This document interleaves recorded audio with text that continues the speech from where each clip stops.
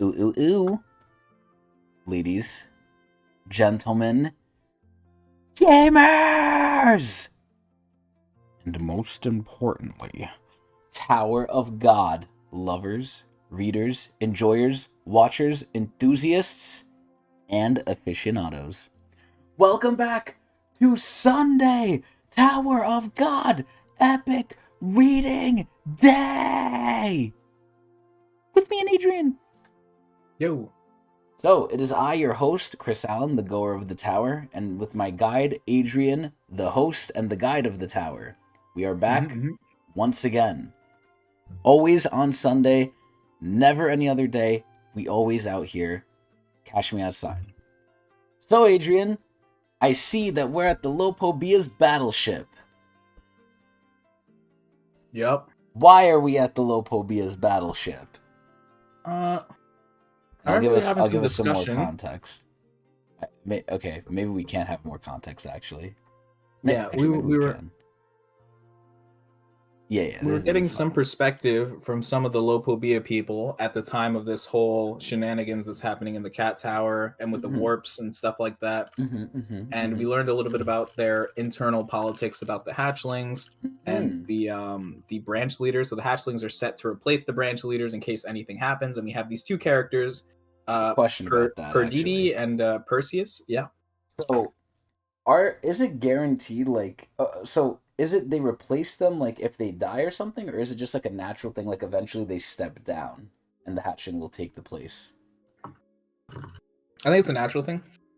So eventually that Spider-Mom will just step away if she doesn't die, and she'll be I think it's like passing down. Yeah, like retiring or something like that. And then eventually those retired branch leaders will probably, like, work somewhere else in the branch or, like, do something, be, like, kind of like an elder sort of thing. I don't know. Okay. Yeah, it's just like they did their service. Is this only for Lopobia or no? Each family has their own structure. And Go ahead. Their own structure could vary, like, a lot, but there's typically some sort of hierarchy associated with it, right? So, back to these two, right? Perditi and Perseus. We're looking at Perseus right now. Oh, yeah. Okay, yeah. Perseus doesn't seem too inclined or too excited about the prospect of these new hatchlings replacing them, and is kind of like... I don't think it was that. I don't think it was that. I think it was more so... Oh, what do you think it was then? I think it was the fact that one of the hatchlings became a family head guard. So they're guarding the family head. Yeah. That being Holin, who we'll probably meet later.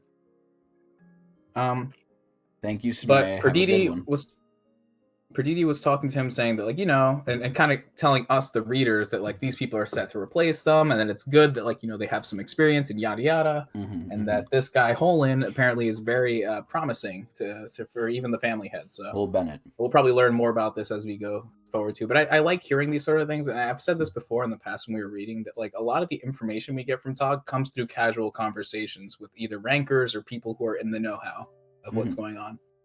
So it's always good to pay attention to these sort of things. Now, one of the important things, though, from what I remember from last episode, is the family head has the family head guard, right? They have, like, his little entourage. And we still haven't seen Traumaray. We still have only seen his silhouette. But this is where, and I kind of brought this up last time, he doesn't really need a guard per se. Like, if he can't handle it, the guard's not going to be able to do anything either. So, the guard's really just there for... Go ahead. I was just going to say, each family head, like, single-handedly can destroy an entire family. It's kind of like how countries nowadays have, like, nuclear weapons, and it's like, oh, you don't want to attack that country because they have a nuclear weapon, right? Because then what happens? It's just assured destruction. The same thing goes for the family heads, where it's like each family has a lot of power because of the fact that they're headed by such a powerful person, right? And that's kind of obvious. We always thought about that, but I think it's quite interesting that even amongst themselves, like, we're always familiar with, like, the Kun family, the REA family being the strongest, but in terms of, like, how much influence they have, they're all roughly the same, even though the family head may be stronger. You can really think about it that way, right? Because the power comes mostly from the family head itself. Yes. In terms of threat. And then the family, it's like the family members is kind of like maybe their reach, or like how influential they can be in the tower.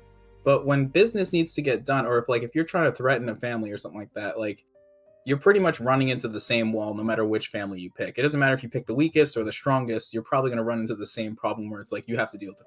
So that comes with like how dangerous they are. I forgot what I was trying to get at there, but back to the point, right, where we were saying like he doesn't really need a guard. Yeah, it's true. The main point of the card is that if the family head's not there, they could kind of, I guess, make decisions in his stead, maybe. Yeah, probably. I'm not sure if the guard would be doing that, but they did mention 2 other people or people above them. Perditi and Perseus mentioned that there were people above them. So there are ranking members above the guard that would probably do as you mentioned, like, you know, take care of things and whatnot. So there's more to this hierarchy. We haven't figured out the whole thing. Now, I have another question it's interesting about that, actually. So yeah, in terms of the hierarchy with Lopobia, with them having the hatchlings and everything, is that specific to Lopobia, or does every family have that? Of course, yeah, it's specific to Lopobia. Wow. Every family has its own thing. Wow. Yep. And that's what I love a lot about it too. They're all unique in their own way. They have like their own organization and like own society because they're so fucking big. And also, as we've already learned, and this is kind of like something we've just been figuring out through reading the story too, it's like not all of them are purely loyal to Jihad. It's just kind of like keeping the status quo, really, is how things are. And to avoid conflicts, because I guess they've just been holding on to power for so long that like that's all they do now. So even though they might have fallen out of like love with each other or like friendship potentially, like we don't really know. I don't want to say that for sure or not. I'm kind of basing definitely some of them like, don't like the that Pobedao, because at some point they were all a group, right? And then we had V and Arlen split off. The 10 families did their thing, and then at some point, Gustang is feeling different now, so we kind of see this sort of thing going on. I wonder why. I wonder like what happened to make Gustang be like, you know what, like Jihad isn't the way anymore. Right. Maybe because Jihad just isn't fucking doing anything. Maybe that's the reason. Yeah, that could be it. And it could also, I mean, we think about the hidden floor too, how the Kun family head, Edwan, was also thinking like that this new Jihad is not the one. Yeah, like what happened to him, right? Like he had an adventurous spirit. He was like an adventurer. Exactly. What if the current Kun family head also feels that way, but just isn't doing anything because of the whole keeping the status quo thing, right? I think you're right. And also, he's kind of just like a person who doesn't care, right? Like, so he just wants to drink his wine. Exactly. He may feel a certain way about the like Jihad's ruling system, but at the end of the day, he probably won't do anything because he doesn't do anything for his own family either. That's like what can he even do? If he tries to go against Jihad, the other families are going to jump him. So it's not like he really could do it either if he wanted to. Well, we don't know that. We know that. We know that. I think if the family heads are given a command, like, like a general sweeping command, hey, kill the Kun family. Not only are you gonna have Jihad's forces, I'm positive Lopobia would do it. Lopobia would do it because they're doing it right now for Pobedao. But when this whole thing happened, I mean, how many people are you seeing from multiple families attack? Like, well, they're saying it's probably like Lopobia. Well, true, but it's like what? Well, remember why they're doing that though. Yeah, we have to keep in mind they're trying to hide the fact that there's a inside conflict. Exactly. So they're pinning the 2 families against each other instead of making this Jihad and his rule. They're making it the families are arguing. So it's not actually a Jihad thing. It's just Lopobia and Pobedao are having a bit of a scuffle. Argument. Yeah, exactly. This is where I think that if it was like out in the open and Jihad was like, you know what, I'm pissed at Kun, kill Kun, I'm sure, maybe not all of them, obviously I don't think all of them would do it, but there would definitely be some families that are like, okay, Jihad will listen to you, and they'll try and do it. I don't know. Maybe. But would there be some that would be not inclined to do it, and that just adds to the problem of that, like adds to the splitting of the friendship, because now people need to pick sides, right? Because maybe there were people who were more close to Edwan than they were with Jihad, and yeah, that's true. I wonder what side Han would pick, because I feel like Han and Edwan are kind of close because they compete, right? They compete with each other. Yeah. So it's probably like a friendly competition. I feel like in my headcanon, Han and Edwan, like they're competitive, but they like each other. Like if Edwan and Han were in trouble, the other one would come and like try and help them. I like to think so too. Yeah, I hope so. Even though I think Han is crazy, but so is Edwan. So is Edwan in a way. Yeah. So we seem to be gearing towards a family-on-family war. Oh yeah. And this is kind of awkward because this all sparked from the whole thing with Bomb trying to reclaim his master. So we thought this was about Bomb, but now it's becoming more and more about Pobedao and Lopobia. Yeah, Bomb is kind of like a side note now, where I thought he was the main thing, but no, he's kind of just like, okay, we'll deal with the little irregular, but we're really here for the Pobedaos. Like that's the big thing we're trying to do. And we can tell that by how they have these warp fleets here, and they're just sending people in on a need basis, right? Yeah, like they're not swarming Bomb. They're not sending the family Bomb. head. Exactly. So they're prioritizing this whole this order from Jihad from the beginning of or the end of season 2. And this is a problem, Adrian. This is a big problem, because what do they always do with Bomb? What did Caliban say, Adrian? What did he say? They always underestimate themselves. He's gonna be a problem. And let me ask you this. I wouldn't say that they're necessarily completely underestimating Bomb, because they do have a lot of people here to try to deal with this sort of thing, but it's coming into the issue of, well, how loyal are people to Jihad, right? You see how everyone... Not Yasracha. Everyone kind of has their own thing going on, right? Like Yasracha doesn't give a fuck. Yeah. The person who was mostly gunning for Bomb, Caliban, is currently distracted. I thought Liberic too, yeah. Well, Liberic too, but I was just thinking about how Caliban was the original person who was in the way of him rescuing Jinsung, right? I mean, he's the person who captured him in the first place. Yeah. But now this whole script is flipped, because now he's fighting Liberic, which kind of is like it's like a two birds, one stone thing, because those were the two people who were kind of trying to stop him, right? And then he gets help from Mashini, who's like a person who's supposed to be on the other side. It's just like the loyalty thing isn't really working out here. Everyone's just kind of doing their own thing. It's organized chaos. People. Or it's just a chaos. I don't really know. He chose the fucking snake. Yeah, and Yasracha doesn't give a shit about anything to do with Bomb, pretty much. He's just kind of all about the canines. I love that shit. Fucking, what is her name? Sacha came in, and Yasracha's just chilling. It was like, yeah, you could just chill out here. And fucking Sacha's like, yes, let's go. I think the important thing... perfectly aligned with her. Yeah.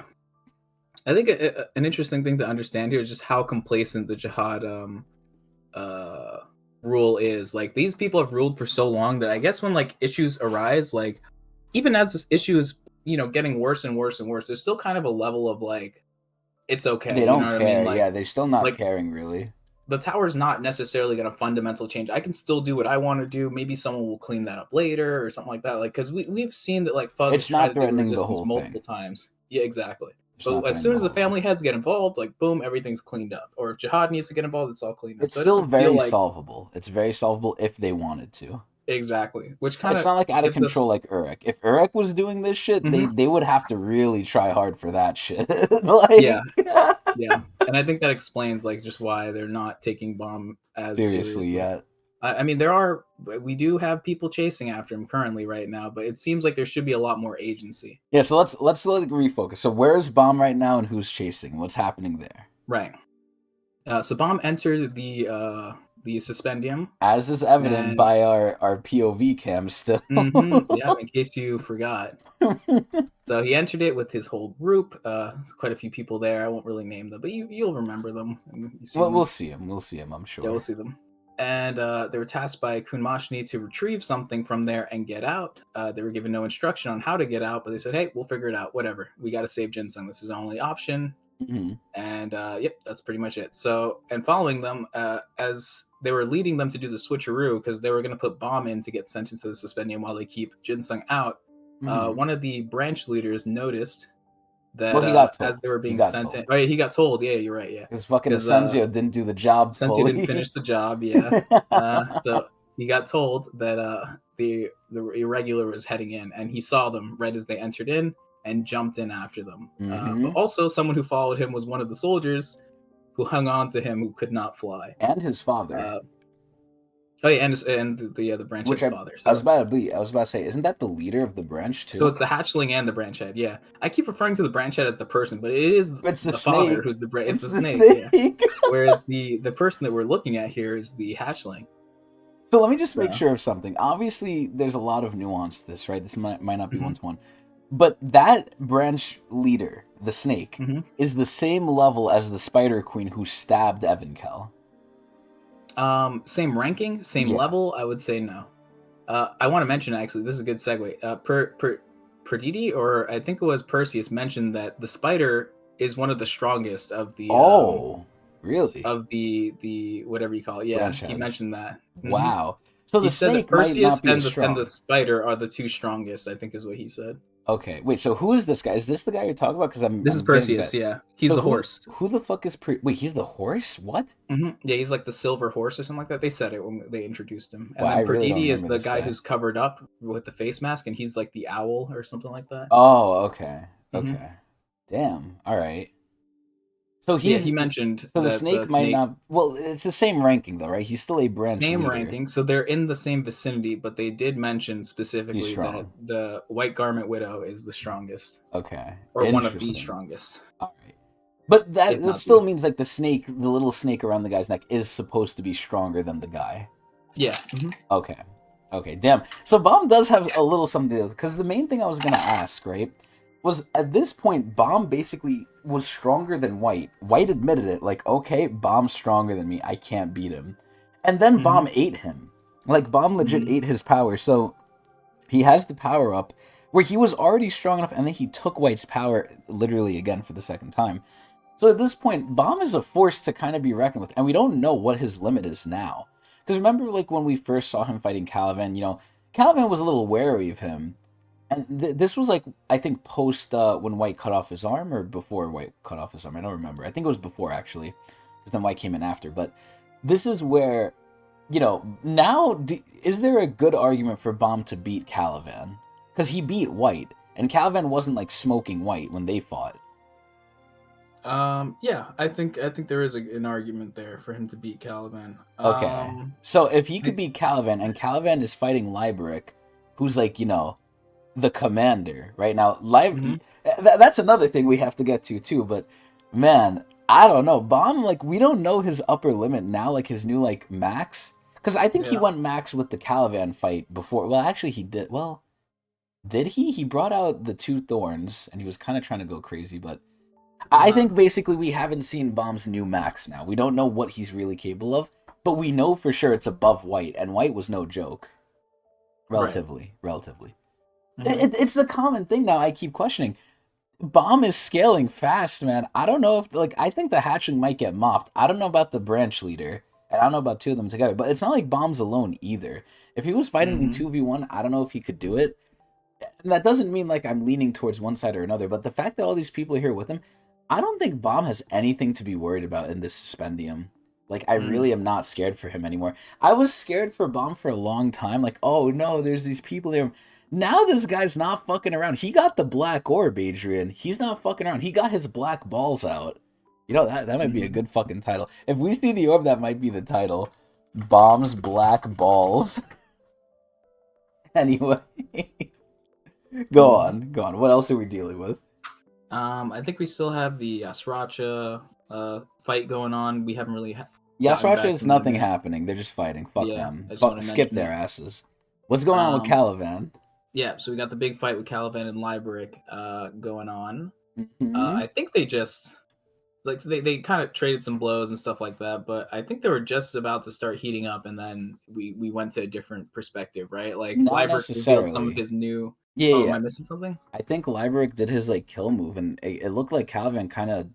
I don't know if Caliban's like down for the counter if he's knocked out, but it looks like Caliban took some serious damage because Liberic was like, oh yeah, like he has like the two Shinshu qualities, right? Yeah. Yeah, he has lightning, and he also has water vapor. And when he combined the two, he kind of like shocked Caliban like crazy. And the last thing I think we saw was Caliban was like out, like he was like down. Like before, he kind of just tanks everything. This time he was actually, I think, like in the ground, like he wasn't getting up. So I'm a little scared, Adrian. I'm a little scared for Caliban, yo. Yeah. And we also have the other side too with the Widow, and Evankel just got back up. Oh yeah, I forgot about that. She pretended like she was okay the whole time, but she definitely took a huge hit there. So let me ask you that shit. Do you think she was actually okay? Do you think she was lying? She was lying. She definitely got knocked out there. But saying Evankel got knocked out by being impaled is kind of crazy. Well, yeah, like that's what a general knocking out is. Yeah. Yeah. I think that's it. I don't really know what else to mention. I guess the rest we could just keep going from there. Yeah, and I think that's a pretty good recap. Yeah. So the main thing is too, like that's right where we left off at too. The connection to Gate 2 is good, as they're saying. So they just found out Gate 1 got destroyed. And I think Right. Caliban was trying to destroy Gate number 2, or was he trying to do that or not? Oh no, Oh no, no, not fucking Calvin, LaFave LaFave, yeah, I and forgot about Hansen. LaFave. Yup, she got her LaFave launcher too, if you remember that. Mm-hmm. That shit is so He cool, does. man. We fucking love LaFave here, but anyway, I think that's a good enough recap. Let's see what's going on here. So, chapter, if it would pop up here, there we go. 107. Here we go. The connection to Gate 2 is good. Seriously, what happens if the other gate gets destroyed too? Then the family head gets involved. Okay, so this guy's the owl? I think? Yep. Okay, Yep, what was his name? Perditi, I think? Okay, well, we'll see. Just don't jinx us. If that happens, we'll be lost in the middle area. There's no problem with the warp fleet. Okay, some random guy here. The warp will start now. Oh my god, and there's the family head! Oh shit, on the DNA! Wait, so when they say the warp will start now, what is happening? Like, where are they warping to? Are they warping to where they are? In the Probably middle right area here, yeah. Alright, and here we see the LaFave launcher about to blast that shit. Let's see if it's gonna work. Slave in Utero. Tower of God. The Descent! Part 1! Ironic, we're starting on a new arc here too, look at that. A few minutes ago, the battle between Caliban and Liberic. Oh my god, so here we see the water vapor, the electric shocked water vapor. Yeah, look at him, yo! Holy shit, he looks cooked! Look at Liberic. And Liberic this whole time was saying, yeah, you underestimated me. You think I got here because I was smart, but I'm actually strong. And I said this too. I was like, there's no way Liberic is this strong, but I was wrong. This guy really is about his shit, yo. Oh my god, look at Caliban. It's over. No, it's not over! Wait, what the fuck are those explosions? Oh my god. Oh my god, he's still not done. Even Liberic is surprised by this shit. Huh? And it just booms. What the? The electric storm that I created. Oh my god, he looks like he's going god mode. Came in contact with Caliban Shinsu. Holy shit. And it's causing a series of explosions. Oh my god, and he's shirtless now. Let's fucking go. Now it's surrounding like all of his like persons too. Oh no, he awoke the sleeping beast. Caliban looks fucking pissed. I thought wrong. The combination of the two attributes I created might have become a medium for the explosion in contact with that guy Shinsu. He literally looks like he's ascending. What the fuck? I appreciate that. I tried not to show it, but like you said, I did get drained from the repeated battles. Thanks to your attack. Wait, what? Did he eat it? I feel fully recovered now. What? He fucking ate that shit. Oh my god, look at him. He's shirtless too now. It legit looks like he's going Super Saiyan. No. Since you helped unleash this power, I might have leveled up a notch. What the fuck, yo? Everyone's out here just getting buffs, man. What is this? Oh my god. This is where he's gonna show fucking Liberic who's daddy now. Look at this shit. Oh my god. Now he gotta be scared. Oh no. So wait, I don't understand what happened. It came in contact with the Shinsu and he just like gained power from it? How does that make sense? I don't know either. I don't really understand the way it works, but Caliban Shinsu quality is very strange. It's like it's explosion, isn't it? Yeah, Like that's what I he's think always of it using like as. explosion type stuff. Yeah, it's just I don't really understand explosion. how the steam and electricity interacts with that, but Maybe it caused an explosion and that buffed him because it's an explosion. It's the same as his quality, I guess. I don't know. yeah, I don't know. I'm thinking more like it just woke him up or something. I don't know. But then that wouldn't It really make woke him sense. up. Yeah, Wouldn't really make Calvin in the sense. head, it woke him up. Yeah, I'm gonna need a more detailed explanation on this, but I'll just suspend my disbelief Man, if only we and had just that blog accept it. post, man. Fuck. Yeah. But either way, yeah, oh my lord. I think this is a little bit of an ass pull, but let's keep going with it. This is something I never thought would happen. Before any more power is unleashed, I must stop him. Oh, he's gonna try to use the spear again. I don't think it's gonna work this time. Oh my god, Calvin is just fucking blitzing his ass. Look at this shit. Oh shit. He's getting punched. I think that's his oh my god. Yo, Calvin is not fucking around. He's gonna hit him from the back now. Oh no. Oh no! Right in the fucking head! Ah! Jesus Lord. And I said this before too. I think these other rankers, and again, they're rankers, I think they need to start vacating the area. This shit might get dangerous now. Oh my god, no way he cracked him through the ship. Holy fuck. Oh my god, he actually got blood. Damn it. You're on a roll. Now I'm going to start getting my revenge. Oh no, look at him. And taking back the position you snatched from me. I'm going to start now, Army Corps Commander Liberick. Oh my god, Liberick actually looks fucked up here, and Caliban looks fine. Don't cross the line, Caliban. If you sabotage my mission any further, Lord Jihad won't ever forgive you. I don't know if that's true. This is where, like, I question this, right? Do you think these Corps Commanders actually have a line to Jihad, like they can talk to him? Or they do talk to him? I don't know. They probably have a line to Adori, who has a line to Jihad. So you think Adori definitely interacts with Jihad? I think so. I think there's no way that she doesn't. Well, first of all, she's a princess, right? So that's the perfect person for Jihad to confide in, I think. Okay. Like one of the strongest princesses. And also, well, she's the leader of the army, and I don't know, it just makes the most sense to me. And I don't feel like Jihad's the type of person to talk to most people. This is all just me kind of. So you think they're too low on the totem pole for Jihad to actually talk to them? Because we know Caliban has talked to him before, right? Caliban got inspired by him. I don't think so. I don't think they're too low. I think it's more so. Yeah, I think he did. Yeah, but I think in terms of like missions and stuff like that, I think they usually deal with the Dory, like the chain of command type thing. But if they wanted to, himself as involved in these sorts of things. But if they wanted to like talk to Jihad, like Caliban failing to kill Bomb, do you think he went to Jihad with that or no? I don't think so. So you think they just reported it to him and then Jihad passed down the order? The one who dealt, yeah. Mm-hmm. Wow. Okay. Damn, Jihad really high up there. Then what an asshole.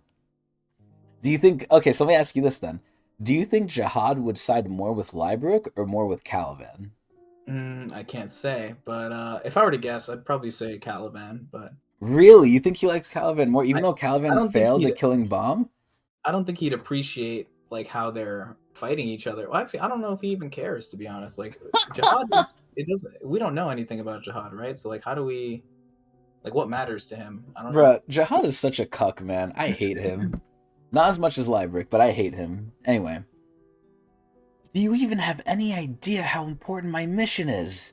It was ordered by Lord Jihad himself to prepare for the great rift that will occur in the future. Yeah, even Koku doesn't think he cares either. Yeah. Also, I think this is very important what he just said right there. Yeah, I mean, I'm gonna get to that soon. Let me ask you this. Yeah. Do you think I should add the chat widget for the stream to see here or no? It's up to you. As long as it's not like invasive. I'll show you what it looks like. I mean, we could like nail down the specifics later, but I'll show you what it looks like here. Yeah. Okay, it's gonna be a little big here, but we'll do this. We'll do this more like afterward, I would say. But for example, it looks like this. Like the white space. Boom. It's also a little hard to see. I would have to change the text too, but regardless, that's what it might look like. I can put behind my little capybara. I could put it like in between them, honestly. Maybe I could like move the POV cam over a little bit. We'll see. We'll nail it out after. But one thing I might want to do later. Yeah, next episode for sure. We'll have it. Here we go. So yeah, what Liberick is saying here, I think that so they're really preparing for just, I guess, there to be one less family. They really want to get rid of the Pobadows. They're like dead set on this now. And now that Pobadows are leaving, forcibly, I think obviously Pobadows have to oversee something. So what's gonna come in and kind of take up that spot now? Because it's the same thing with Calvin. Calvin got demoted. They needed someone to take his place. Liberick came in. So what's gonna happen if Pobadow actually gets taken out? Yeah, I think what, and we said this with when they first introduced the Lopobias. I think the Lopobias are trying to get a bigger piece of the pie, essentially. So basically, they'll Oh, be taking the role of two family heads in the army. wow. Basically, they'll be more invested in Jihad's army, therefore more status, therefore They're more loyalist. control, I guess, over the tower. More fucking boons from Jihad, More maybe. Who boon. knows? Yeah, that's Yeah. what I'm thinking. Yeah, they're just trying to get closer with them, and they're more than willing to, Do it. be the Work foot for it. soldiers in this thing. Yeah, exactly. Work for it and to earn this end. Wow. So that's what it seems like. That's what I'm going off of. Interesting. Holy shit. So it But makes it me was said by Asensio that like the Lopobia are interested in like getting involved here. wow. You don't Hmm. think there's gonna be another great family? Where would they get its head to be in the same space as other families? Listen, man, we got Bomb. All I'm saying is he's the son. He's the son of V, who should have been a family head. All I'm saying. Imagine Hmm. Bomb becomes a like honorary family head. Imagine he just turncoats and Jod's like, listen, we could be cool, and then like him and Bomb just become friends, and it's Tower of Good. And Bomb becomes a family head. Nice. Nice little what if. But regardless, oh man, this is making me question all sort of things now, right? Because Tromare looks like he has no issue doing this, right? Now it really makes me question because obviously Gustang helped Bomb, like he pushed Bomb to certain things. He told him some stuff, sure. Hmm. Do you think what Gustang did was that bad though? Mm, To warrant Jihad um, being like, all right, kill him and his family. I think what crossed the line was retrieving that bracelet because that seems like what set everything into motion. Okay. So whatever is the potential, or whatever Gustang's planning on doing with that bracelet, must be very important, or a weakness to Jihad, right? We've talked Yeah. about how Jihad is very He's careful, paranoid. although he seems very like in control of things and likes to have this air of control. I personally, and I'm saying this personally because we haven't seen him, right? Like no one really knows. No one's met the guy in his current form, and like we haven't really seen lines, yada yada. But we can tell from like how he set up his princess system, how the doors are locked with 13 months, how he set up the ghost of the 13 months to prevent the princesses from ever collecting the swords. Even though That they're supposed to, according to him. he puts a lot of safeties on his like His control of the plans, tower, yeah. but at the same time he tries to appear like he's omniscient or whatever, and he knows everything, right? Like how he brain, like what is it, he mind bended freaking Kel Halam into like look, you can see the future, He and look mind where it led you to bended me. him. Like I don't really know how do you want to explain it, but He he did mind like fucked him. he did psychic damage to him. Yeah, he mind fucked Galalab. Yeah. He told him like, "Oh, you think you could see the future? You could see nothing, bitch. Because look where it led you." Yeah, so he does a lot of these things, but at the same time, and the way he gives orders, right, is like three options, and like it's not like a specific order, so it looks very like There's so strange. Or much nuance. There's so but much at the nuance same to time, Jihad.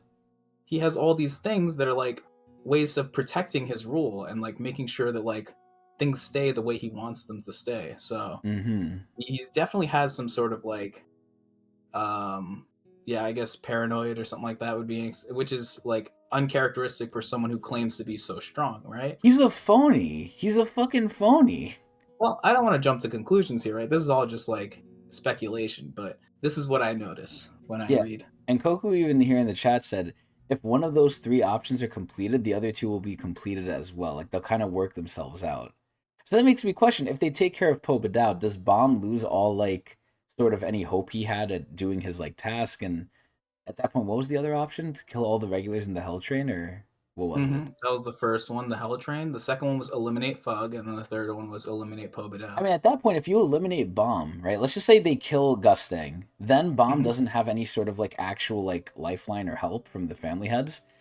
And then at that point, Hmm. Fug kind of dies out because if Bomb can't be anything, then Fug has no leg to stand on anymore because Bomb was Yeah, their only threat. Like I realistically think if speaking, they, Bomb was their only threat. I also think if they eliminate Gusting, that means they also retrieve the artifact that he grabbed.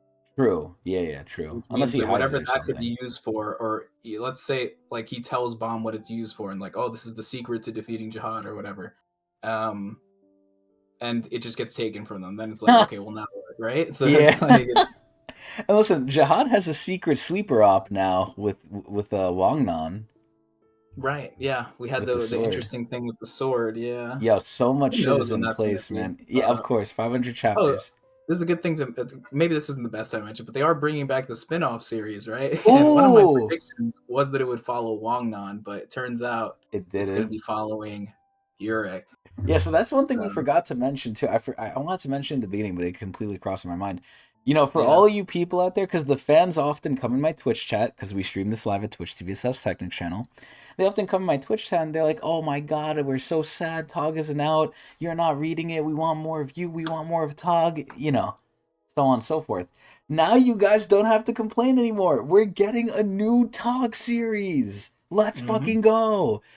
And also, to kind of describe it, I mean, this is where we're doing it in the middle of the episode. Fuck it. This is where, I'll say more of it at the end, actually. I'll say more of it at the end. But, remind me, Adrian, we got to talk about that Eric series.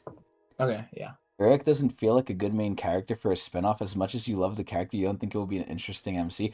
I completely disagree. It really depends on what you're into, though. I would love OP-ass characters. I think at a certain point, yes, it gets boring, but we'll talk about it more. We'll talk about more. Yeah, kind of. I think it definitely depends on your taste, but I do feel like Urik's the type of character that we haven't seen much of characterization for. Like we just kind of see him. He's basically just a force of nature in the story. He doesn't really act as much like a character. There's like, not the fights he would have. It wouldn't be fights. It would have to be story driven because the fights would just end instantly. Exactly. It's like Saitama. It's Saitama. Yeah.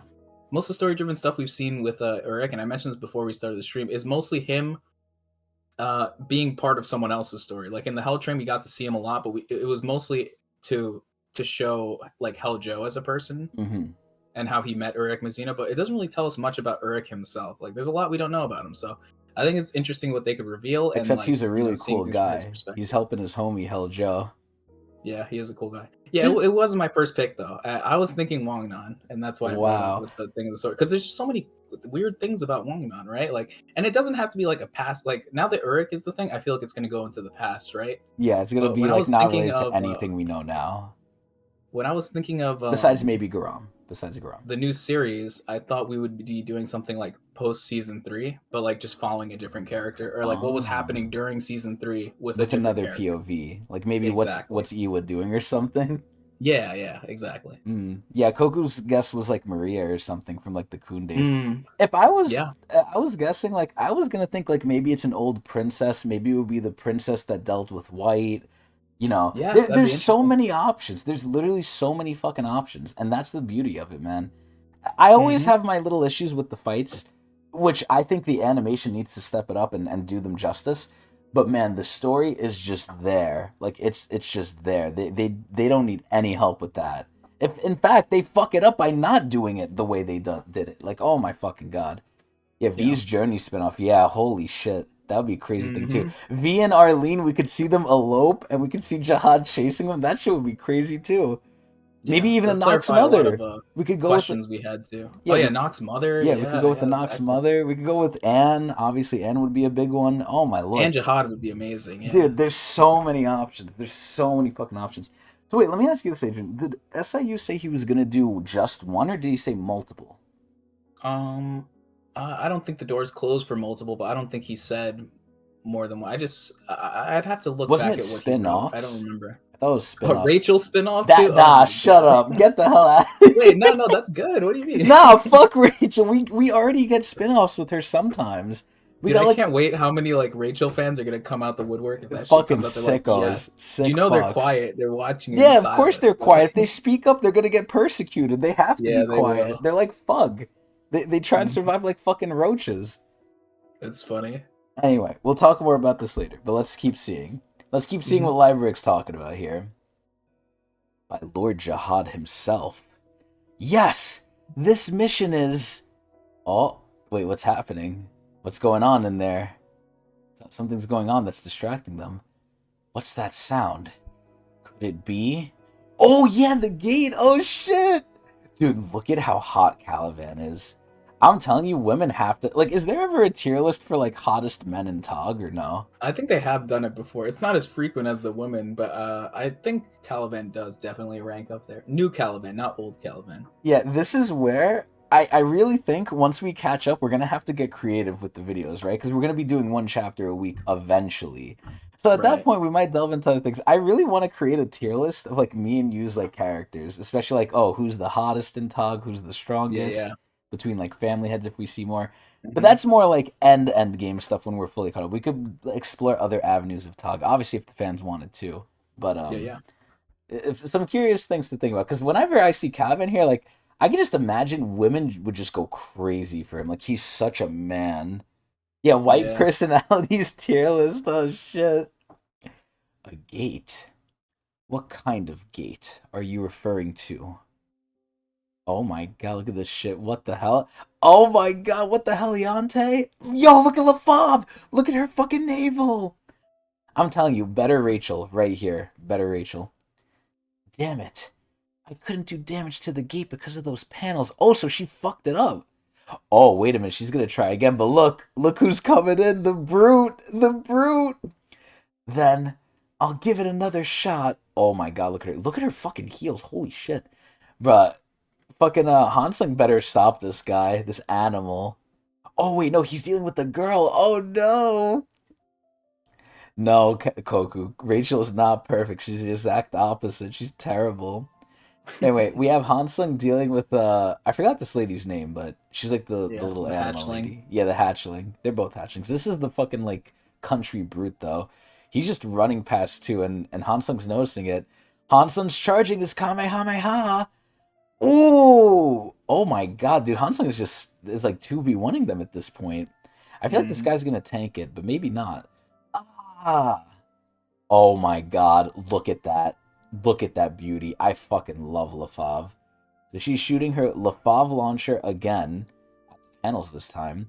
So she's just wailing on this shit too. And even Lybrick's like, what the hell's going on in there? So she's shooting it. It's going in. Wait a minute. What's going on here? Huh? Everyone's getting surprised. Wait. Wait. What is Caliban doing? Adrian, is he turncoating? Oh Seems no. like Because you know what could have happened? Lybrick might have told him, yeah, this is Jihad's plan. So convinced him. even though he has problems with Lybrick, like he still wants to score up with Lybrick, he's gonna still try and help Jihad. Oh no. Oh no, Caliban, what are you doing? There it is. To be fair, she is quite literally perfect for the character she's supposed to be. I agree with that. It's the same thing I think with Lybrick. I think Lybrick is a really good evil character. SIU does villains very well, honestly. Yeah, he does a lot of things very well. Not everything, but a lot of things. For sure. Caliban? Nice Caliban foot pick right there, too. Look at that. Oh, no. He's stopping the LaFave launcher. What is he doing? The gate is still undamaged. Caliban. But why? I thought he betrayed the army. No, he never did. Oh, God. You know what this kind of looks like? This looks like transformation. It's like Yama. Oh, no. Oh, no. The warp is... Finally, they're here. Oh, no, wait. There's no way the family head's coming in here, right? I'm scared. Oh, God, Caliban's looking. What's going on? What's going on here? The one thing you can't do this far in the story is draw blood. It always looks like it's underwater or something. Yeah, the blood looks whatever, but it's to me negligible. It doesn't matter. Alright, some fucking weird fucking... I don't even know what this is. Worm thing is coming out. Okay. Interesting. Calvin's watching it. Calvin looks fucking pissed. Why is he doing this, though? Oh my god, look at LaFave. She's literally just like a fucking armory. She has so many fucking guns. Alright, the giant snake cock is coming out the portal. It's connecting. Wait a minute, what the fuck? Okay. Alright, they're like coupling together. Alright. Ouroboros type shit over here. Maybe it's protecting. I don't really know what's going on here. Alright, someone's coming out. Someone's coming out. Wait, a lot of people might be coming out. What the fuck? Oh no, this really might not be good. What is going on here? 3 people stepped out. Oh, it's this guy. Wait, Adrian, if this guy's here, doesn't that mean the family head's here? That'd be a good guess. Is this inside the floating carrier? Where is Liberic? Oh god, I remember this guy actually. This guy's the pretty boy. He literally looks like a fashionista. This is like the runway guy. What a mess. I expected better from him. Yo, they're judging him. Oh, and then this might have been the other guy. This guy literally looks like an investigator. Oh god. They came out. Listen, if Caliban's against them now, I think Caliban might get fucked here. Like, he was already kind of struggling a little bit with Liebrecht. Even though my money was still on Calivan, I don't think Calivan could take a 4v1 with these guys. There's no way. All three of them look strong. They might be as strong as Evankel, but none of them seem like the family leader. The family leader didn't come. Oh my god, we're safe. We're safe, Adrian. Unless, what the fuck is that thing? Oh no. Oh no, it looks colorful. It might be him. Something is coming out. Oh my god, he's coming! Our spoke family, too soon. bruh, this is bad. Our family leader is coming. Everyone in here, bow your heads and do not look at him. Do not even dare to imagine him. Oh my god. Oh my god, even the investigators kneeling down on all fours too. Wow. Damn it. He's coming. So he's our... Bow your head, you fool. We're done for. Bomb side. No, they're not gonna cuck us like this. Yo, what the fuck? Bomb side. Inside the huge suspendium. Oh my god. The family leader's actually... Why do you think he's coming at this point? You think they're causing enough of a ruckus? Or like, he was coming anyway? We'll have to find out. Because I'm still confused on like the whole warp gate thing. I thought they were using the warp gate to just deal with Bomb while his main force was on the way to Pobedao. Right.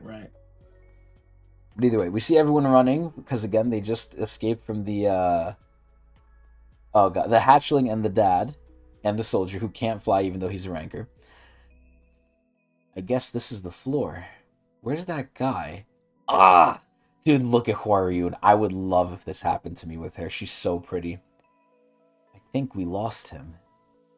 Oh yeah, and the other thing with Bomb and the suspendium, so something was calling to him, right? Right. Excuse me. All right, my main hypothesis right here, right now, it might be a 13-month series. It might be a 13-month series Jihad like put in here. Maybe. Because what else would call to Bomb and be like, hey man, do you hate the Lopobias too? I think the Lopobias might have like trapped a sword in here maybe, but we'll see. Or a princess, maybe. You know what's going to be crazy, Adrian? Wait a minute, Adrian. What if Anne Jihad's in here? No shot. What if she's in here? Wait a minute. I might be onto something. This hair doesn't fit Bomb. You can't look at it. It's so funny. It looks like an emo. Listen, I like it. I don't mind it. I like bangs. I think Bomb looked the best, honestly, in Season 1, though. I think Season 1, like, young Bomb, I really like that. I like Viol, too. I like Viol's long hair. I don't mind it. There's some kind of line on the floor. Where the fuck is the line? A line? I don't see it. Where? Oh my god, look at Arya. Arya's so hot too. Look at Vicente. Why is Vicente here? It leads into the darkness. What should we do? Oh my god.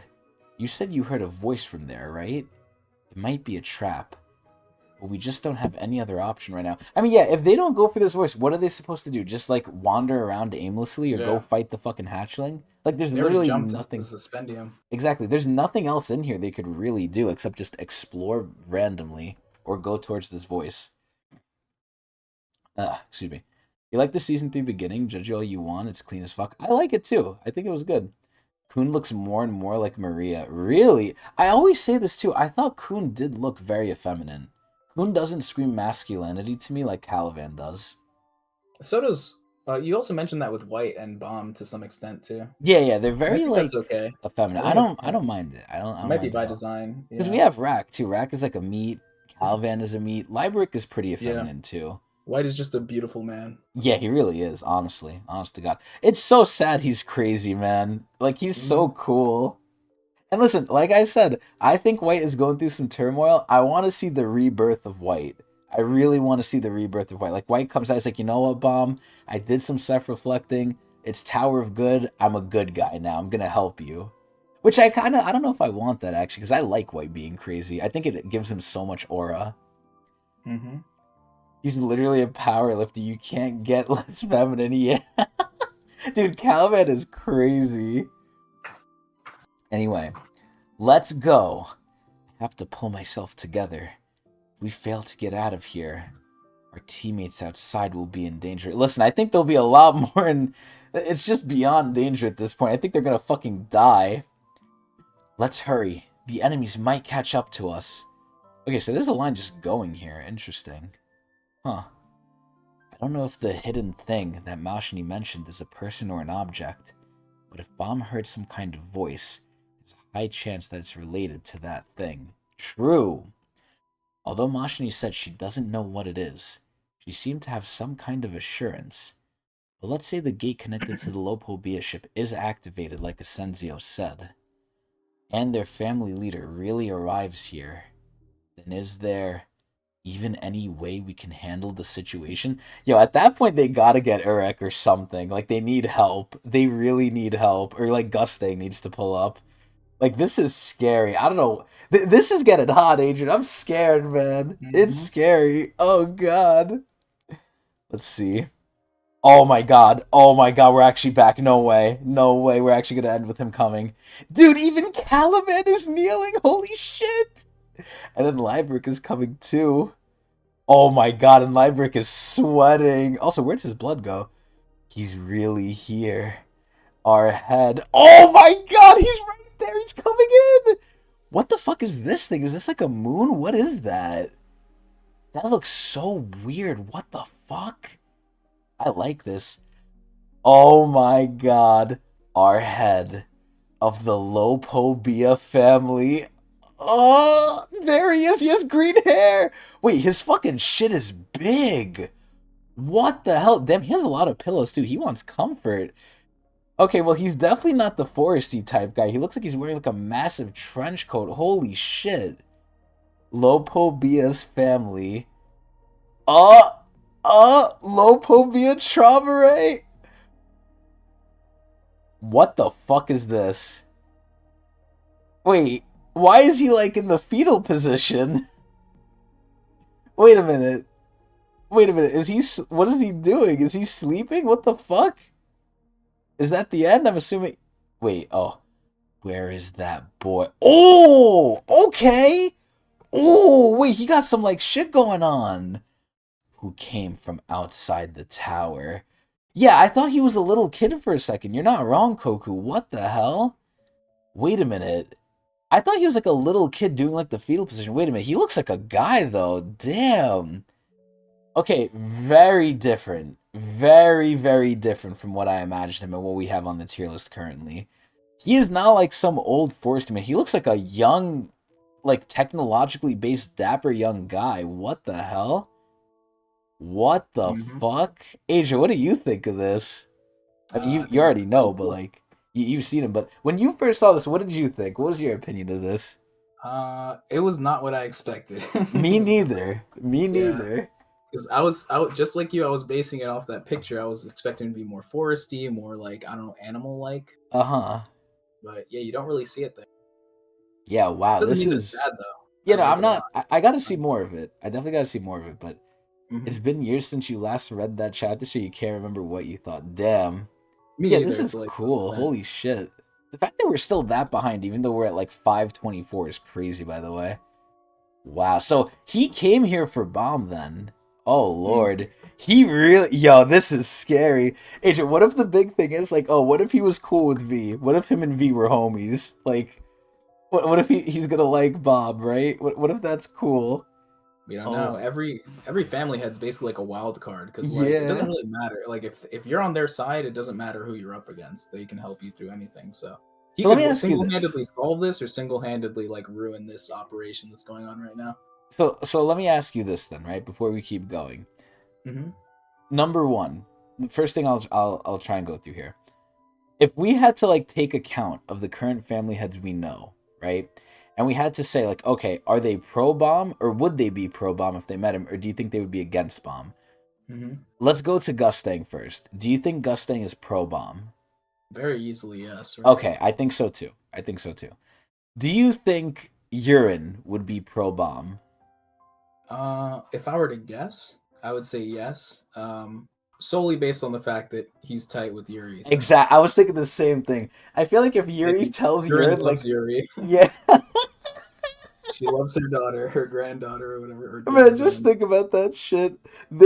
I will never forget that they were not happy with how Princess Yuri was treated, Even though and she wasn't following she's orders or she's anything. out here killing them, hurting them, going against them, and she's the one causing wrong. And even Calvin was respectful to her. Calvin was like, "Oh yeah, I don't want to hurt you. Like, just calm down." And they were like, "Yeah, that's very bad. We don't like what you did with Yuri." Like, Yeah. yo, Urine is upset. Mm-hmm.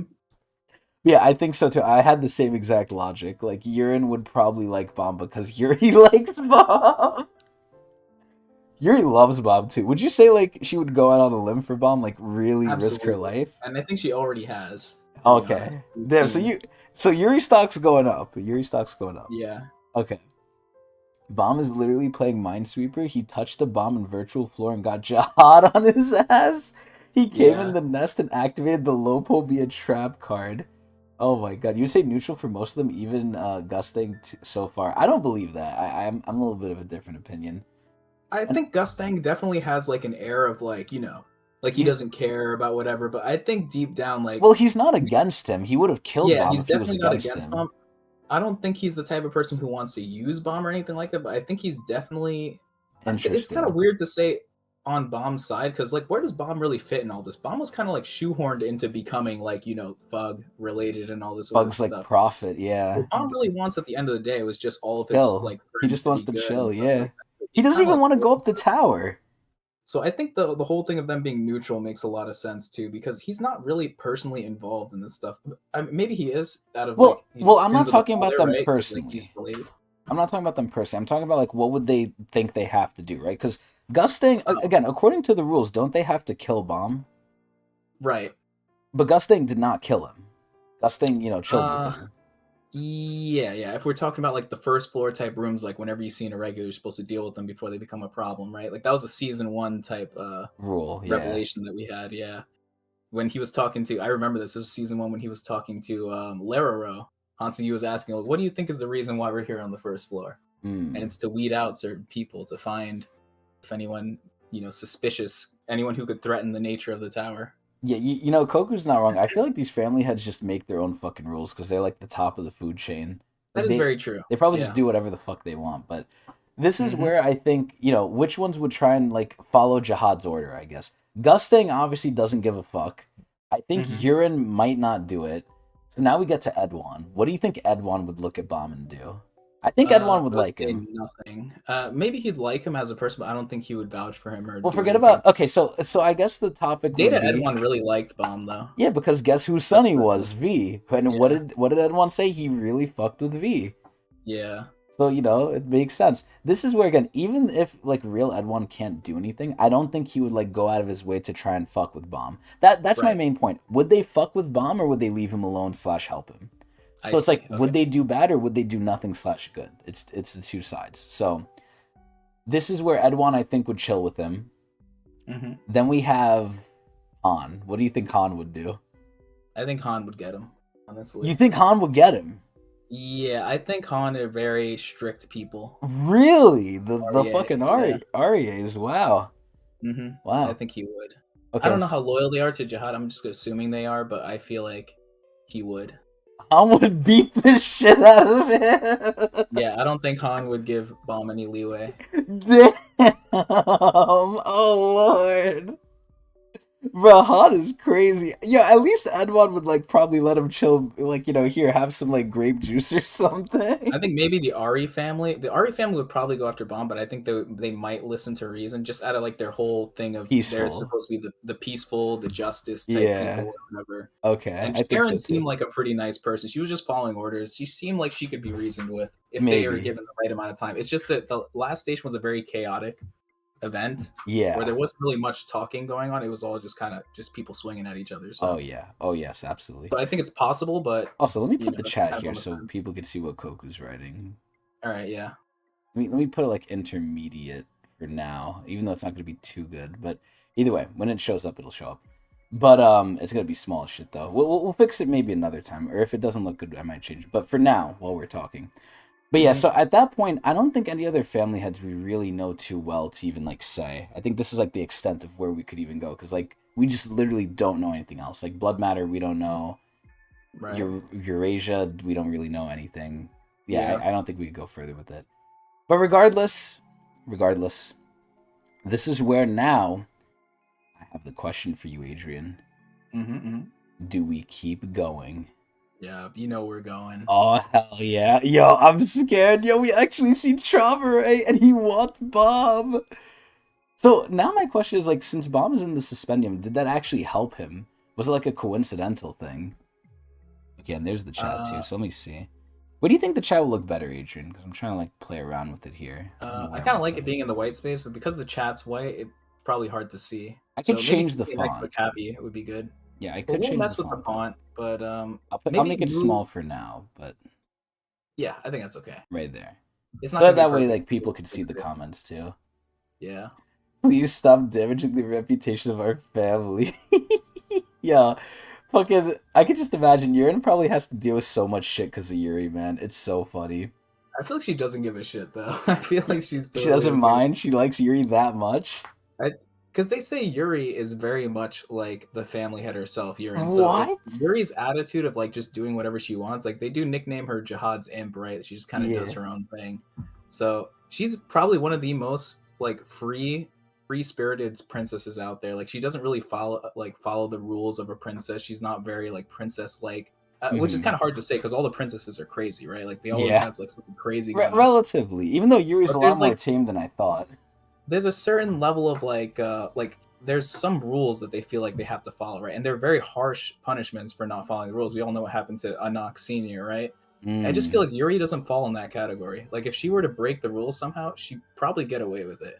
So you think if she has a kid with someone, she could get away with it? I don't believe that. I don't know, but I don't believe that. I would say if anyone were to be able to get away with it, probably her. Yuri. Yeah, she's the one who's most likely, but even that I think is pushing because at that point Jihad's entire shit would be on her. Yeah, I think that's the line. I think that's the hard line. Anything below having a kid, I think she can get away with. Yeah. Also, I actually kind of like the chat here. I might resize the Cappy at some point, but I actually like the chat being like right here next to the in the between space. I think this is good for now. We'll play with it, but yeah, I can't remove the space in between, Coco. It's gonna be hard. But this is good. This is good. I like this. Anyway, now the people on the YouTube can see if they come to the Twitch, you could interact and you could be shown and immortalized in the videos forever. Yeah, say hi YouTube. Yeah, hi YouTube. Hi. When the shit blows up. Exactly. When we get to interviewing SIU one day. Yeah, which we will do for sure. Don't worry, we're gonna get to it. We're gonna be the biggest TOG creators. Yeah, already working on my Korean. There you go. First Japanese, then Korean. We're gonna leapfrog from TOG to manga, and then we're gonna be like the manga people, the readers. Yeah. Anyway. Wait, what the hell is that? Something has gonna be on my ass then. I feel like that's what, Webtoon or some shit like that. Either way, doesn't matter. Let's get into chapter 108. Lopobia's family. Oh, the biggest TOG creator. Oh, wait, there's already a biggest TOG creator? Dr. Bonehead? Yeah. Who's that? Yeah, you know him? Yeah, I've seen some of his videos. He makes good content, actually. I like his stuff a lot. Better than us? Nah. Yeah, I like that answer. I was waiting for that shit. Let's go. I don't know. You know, I had to say it. But no, he makes good content. I like his stuff a lot. Okay, all right. Maybe. I also like that he brings the community together. That's what I like about creators, because like there are a lot of TOG readers out there, and I just like bringing them all in one place, having that orderly discussion. Like insert the meme of like the people on the round table discussing topics. Yeah, that shit is good. Anyway, let's continue. Lopobia's family. Lopobia Traumare. Dude, look at all the pillows. He really looks like a kid here. Like, his, like, coat is mad big. Or maybe it was, like, the position we saw, but his shit was mad big. But now he legit here looks like a kid who's kind of, like, emotionally disturbed. Yo, you know what's ironic about that, Koku? Adrian's doing the same shit. I don't do it anymore. Is such a hot name. I think his name is very cool. Traumare is very cool. Where is that boy? Yeah, but when you look at his face, he looks like a man. Like, he looks really young. Holy shit. who came from outside the tower. I feel like people are shitting themselves right now. Slave in utero, Tower of God, the Descent. So the Descent could like mention a couple things here now. It could either be like the family head descending onto the mortal realm with everyone, or Bomb descending down into the Suspendium. It could be either or. Could be a double entendre. Yep. Part 2. Control room, fish tank. Oh, not this bullshit. Out of all the things we could go to, man, we go to this. Yeah, Descent of the Situation. This shit's really going to shit if the family heads here. It's really not looking good here at all. Great. All the participants on the field reached their destination. It's a success. So now what the fuck is going to happen with Mr. Krabs here?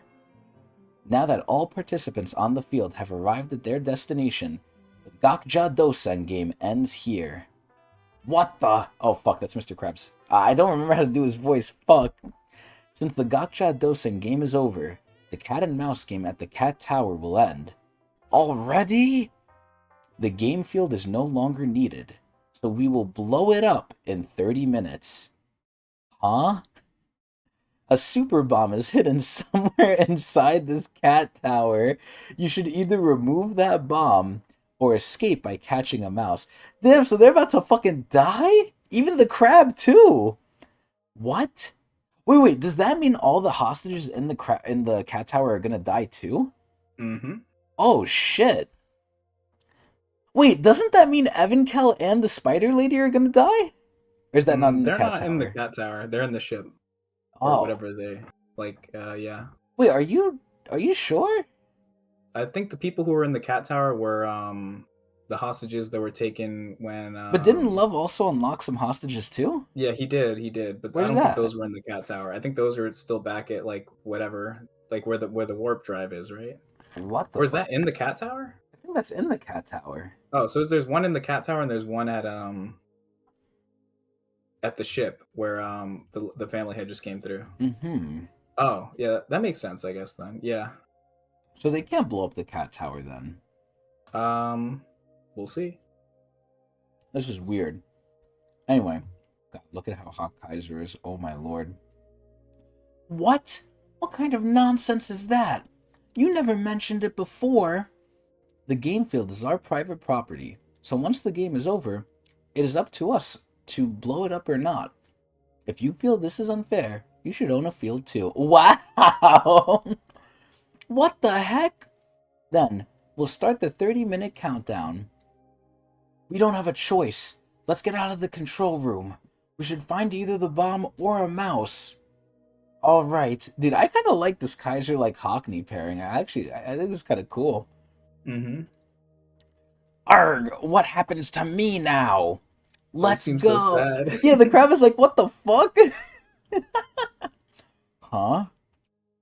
What's this? Suffocating. Quite yet ominous feeling. Oh, you know what they're probably feeling?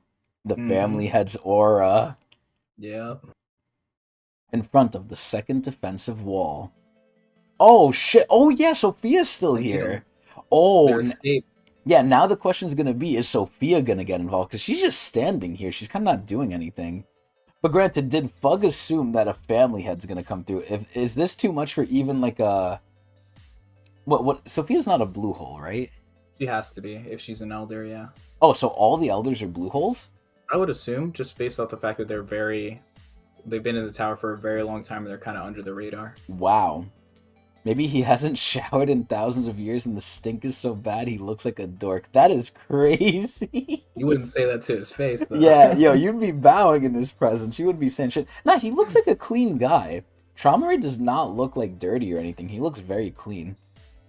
Oh, shit, here she is. Sophia. Yeah, she feels it, too. Cat eyes. God, yeah, she's hot. Oh, my lord. This feeling. Perhaps I've been out for such a long time. This place is too cold. Oh, shit, yo, so he really hasn't done shit. Did they just, like, wake him up? What happened? And bright. Wait, are they shutting off the lights for him? What's going on? Dude, look at Caliban. This face is hilarious. He's just shocked. He's like, what the? if you were a Fug Elder, you'd be like, yeah, the payoff is not worth it. Exactly, that's what I'm thinking. Are the Elder, like, is Sophia gonna be like, this is too much, I didn't agree to this? Even though she really didn't do shit. Also, let me ask you this. Sophia's, like, people was, Namo and, what the fuck was the other one's name? Sola. That was her, like, I don't want to say kids, but, you know, that was her, like, squad, right? Like, those are under her. Right. Is she gonna be upset if she finds out Namo's dead? Probably. I wonder if Augustus is under her too. I wonder how much these. Yeah, I wonder how much these elders care about their subordinates. I'm sure it's like different between each one, but like I think Kel Halam definitely cares, right? Kel Halam seems like a good guy, ironically enough. As bad as he is, like, or he was, I guess. He definitely cares about oh my god, what the fuck is the other girl's name? His Red Witch? Soho. He definitely cares about Soho, right? Like, I think Soho and him are tight. So now it begs the question, man, is Sophia gonna get upset? Let's see. Okay, the lights are turning off. What's going on? Damn it. What kind of magic did he use? I can't see anything. Oh, so that was him doing it. No. Maybe it's rather better this way, since he might kill me if my eyes even meet his. Wait, so Hansung is bowing even though, like, that's his enemy. He's trying to, like, just blend in. Raise your head, Owl. Yes, sir. Oh, and owls can see in the dark, too. Dude, he looks like... What the fuck? He looks crazy. Where is the irregular? It's that. We do not know yet. We'll find out where he is.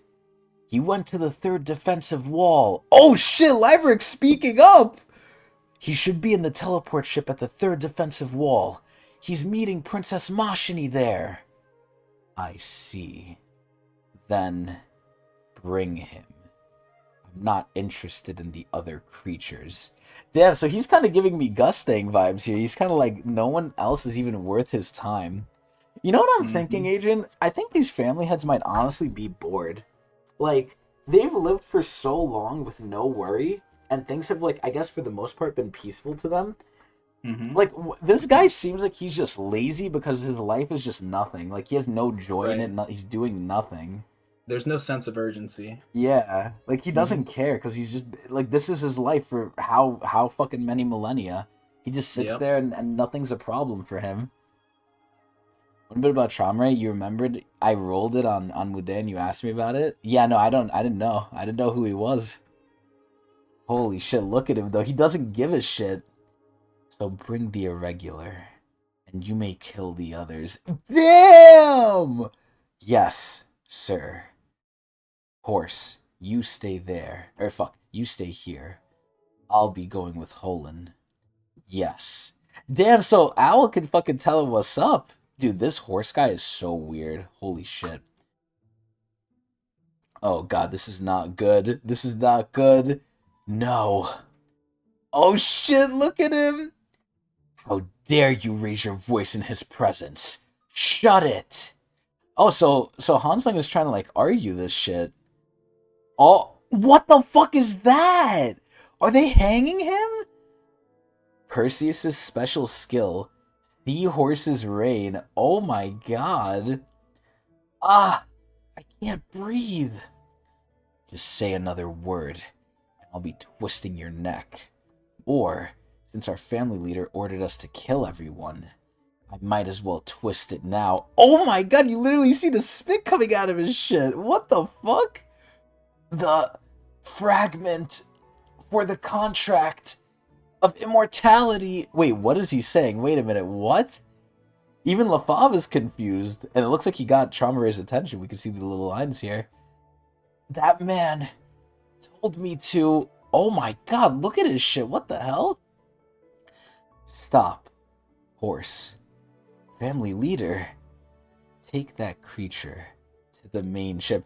Yo, this is so disrespectful, Adrian. He doesn't even take them as people. He takes them as creatures. Think about that.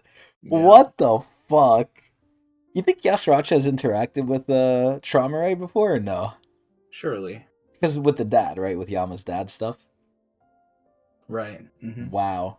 You would think the smaller beings is the basic thinking for every family head. It's been long for them It's been so long for them to see anyone equal that no matter how good you are, you will get that mentality. Yeah, they're literally stuck in their ways. One thing that could be the case with Traumare, though, is maybe because Traumare is the anima guy, like he's the anima family head, maybe everything is a creature to him. Like, it's not just humans, he kind of just sees things as, like, living creatures. Maybe. I'm really going out on a limb here, but maybe. He's the one my friend is looking for. Oh god, who's his friend? Yes, sir. You may kill all the others. Yo, if they touch LaFave, I'm gonna get pissed. You should have been able to piece the puzzle there. What do you mean? Who's the friend? Right? I don't think so. Well, what did Hansung say? For the the immortality. The fragment for the oh, blood matter. There you go. Oh, he's friends with blood matter. Wait a minute. So Trauma's trying to help a homie out. Oh shit. This isn't confirmed, but it does point in that direction, right? Yeah. And I have heard from a blog post that Hansung is somehow connected to the blood matter family. Oh wow. I completely forgot about that shit. I hope he's not blood matter, because that would mean he's not immortal. Well, if you recall, blood matter adopts people. Oh, he does? Oh shit. Yeah, because their family is so, like, their lifespans are so short that they adopt the most people into their family. Well, I thought they just fuck a lot too. I thought they just create a lot of children. But for longer term people, you have to adopt too. So. Oh, so to actually have someone who can live forever, they just invite them into the family. Well, they try to fix the issue through multiple methods, right? Like, obviously having a lot of children is necessary to maintain his immortality, but also to make sure he has, like, a consistent force of, like, people who are there, I guess. Who would be actually immortal. Yeah. Wow. Adopting people is a good into the family is a good thing. I feel so low-key bad for Blood Matter, and he has it so hard. Like, holy shit. Though? You know what I mean? Oh my god. We fuck on Sundays, you win. Good. Yeah, that's probably how Blood Matter says it. Like, yo, like, we gotta fuck. And this is crazy, because Edwin already be fucking a lot. He's competing with Edwin. Dude, that's so cool, though. That's how Traumare, like, talks about potentially Blood Matter. He's like, oh, my friend. Anyway, you could kill the others. Damn it. This is bad. At this rate, everyone will be killed. Oh my god, yo, shit's going crazy here. I'm scared, yo. Traumare seems like a fucker, though. I don't know if I'm gonna like him personality-wise. Like, at least, like, Gustang seems, like, interested. I think Traumare is even worse than Gustang in this sense. Like, he sees them as, like, nothing, and he doesn't care. At least Gustang kind of cares. Kind of. How big is Edwin's fucking right now? There's no way he's not bored yet. Nah, Edwin is just he's a party guy. He just gets drunk and fucks. Anyway, bomb side. Inside the huge suspendium. Oh my god. This looks like the fucking Fortress of Solitude with Superman. Oh my god, look at my wife. Look at her. Huh? Oh shit, what the fuck is this shit? This is a spell. This has to be a spell, by the way. Like, with all this shit. This is a spell, right, Adrian? It's a good guess. It gotta be a spell. This is some kind of circle. And look at that. For casting a spell. I think you're right. I can feel a spell. Wait, don't touch it. You might break the spell by touching it. Ah, even Kuhn knows. Oh, shit. Excuse me. It's a ceiling circle. Oh, Vicente! It's similar to the one they used on the train, but much more sophisticated. Yo, it's Anne. It's Anne. It has to be Anne Jihad, Adrian. It has to be Anne Jihad. She has to be in here. Yo, Adrian, if there's one person that could deal with the family head, it has to be Anne, bruh. Oh, shit. Oh, shit. Oh, this is gonna go crazy. Wait, so let me make sure I remember Anne correctly. So, the story with Anne is she quote-unquote went insane, right? That's what they claimed, right? And they sent people to capture her. Apparently, Mashi was part of the group that captured her, yeah. Wow. And they didn't kill... Could they not kill her, or did they not want to kill her? My question... I don't know, honestly, if they wanted to kill... I think the goal was to capture her, actually. Not kill her. Okay. Which is very strange. Jihad said don't kill her.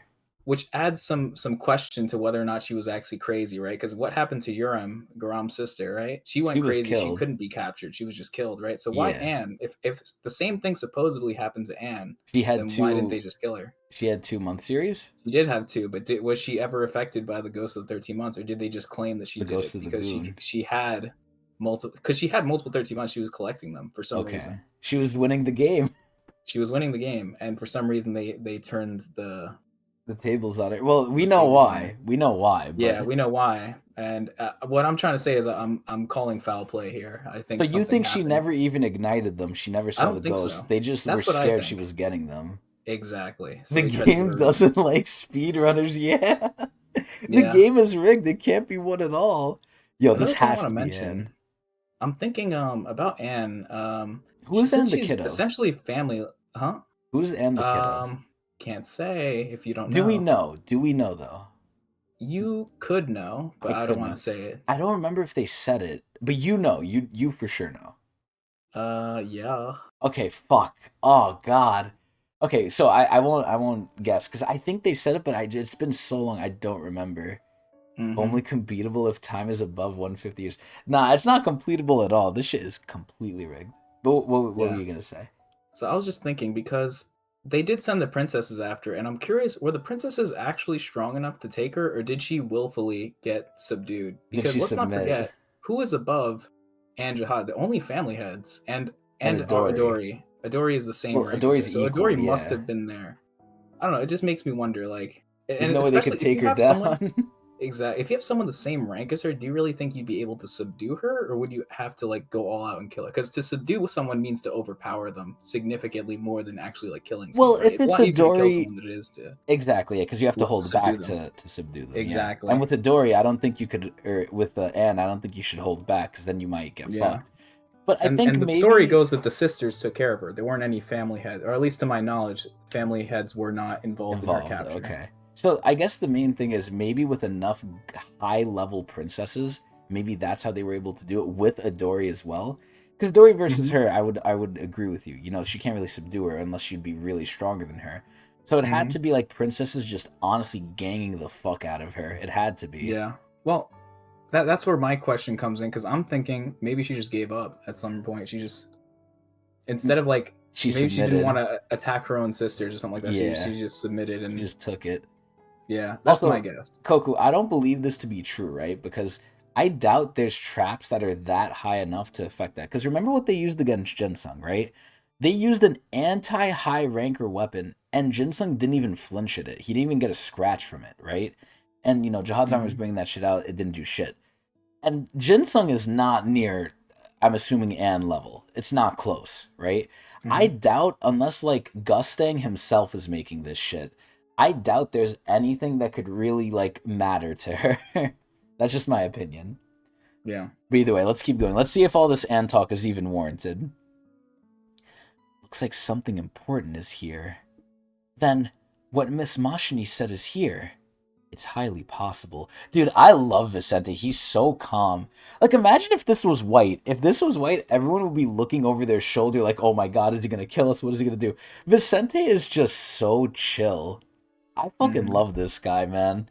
And the crazy part is, and I'll always say this, he's the one who made white be evil. He's the one who made white do the demon shit. It was him. He's the fucking starter. It's Mm. really weird because right here we see a high level spell higher than the one in the train, so it would not be wrong to think if there are conditions to trap people. That's true, but I don't think you could like. I mean, maybe spells are the exception, right? Maybe, but who knows? I think it would be really hard to even trap her in a spell unless you really catch her off guard. Which again, it's Anne. I don't think these top tier people can really get off guarded like that. That's It's why my it's theory of her willingly coming in, yeah. letting herself like be It, taken in. I think there's more merit for that. Unless spells really are just that strong. But again, I'm just going off what I've seen and what I think so far. Like maybe spells need time or something. Like it's when we're dealing with what rank is Anne and Adori? They're like what 7, 8? Yeah, like 7 somewhere around there. Like if Mm-hmm. you're top 10, normal things do not apply to you. They just don't. You're just too far above. Excuse me. Let's break this seal now. No, we shouldn't be breaking it. There must be a trap that destroys what's inside or takes it elsewhere once the seal is broken. Yeah, and this is where Vicente's kind of the spell like master here, right? Because remember, like I just said, he's the one who got White to do the spell with the demon, right? Mm-hmm. So he's and didn't White say that too? White said like Yeah. besides him, the one who's more proficient at spells is Vicente. Yeah. Holy shit, this is scary. Then what should we do? It's been years since you've read, so you're basically the same as me. Let's go. And that's what I like too. Like it's been so long for you guys. We should open it the right way by interpreting the spell circle. And you think you can do it? You said this is a very sophisticated seal. Dude, look at him. He has his little book. The way to just open a sealing circle is not that hard.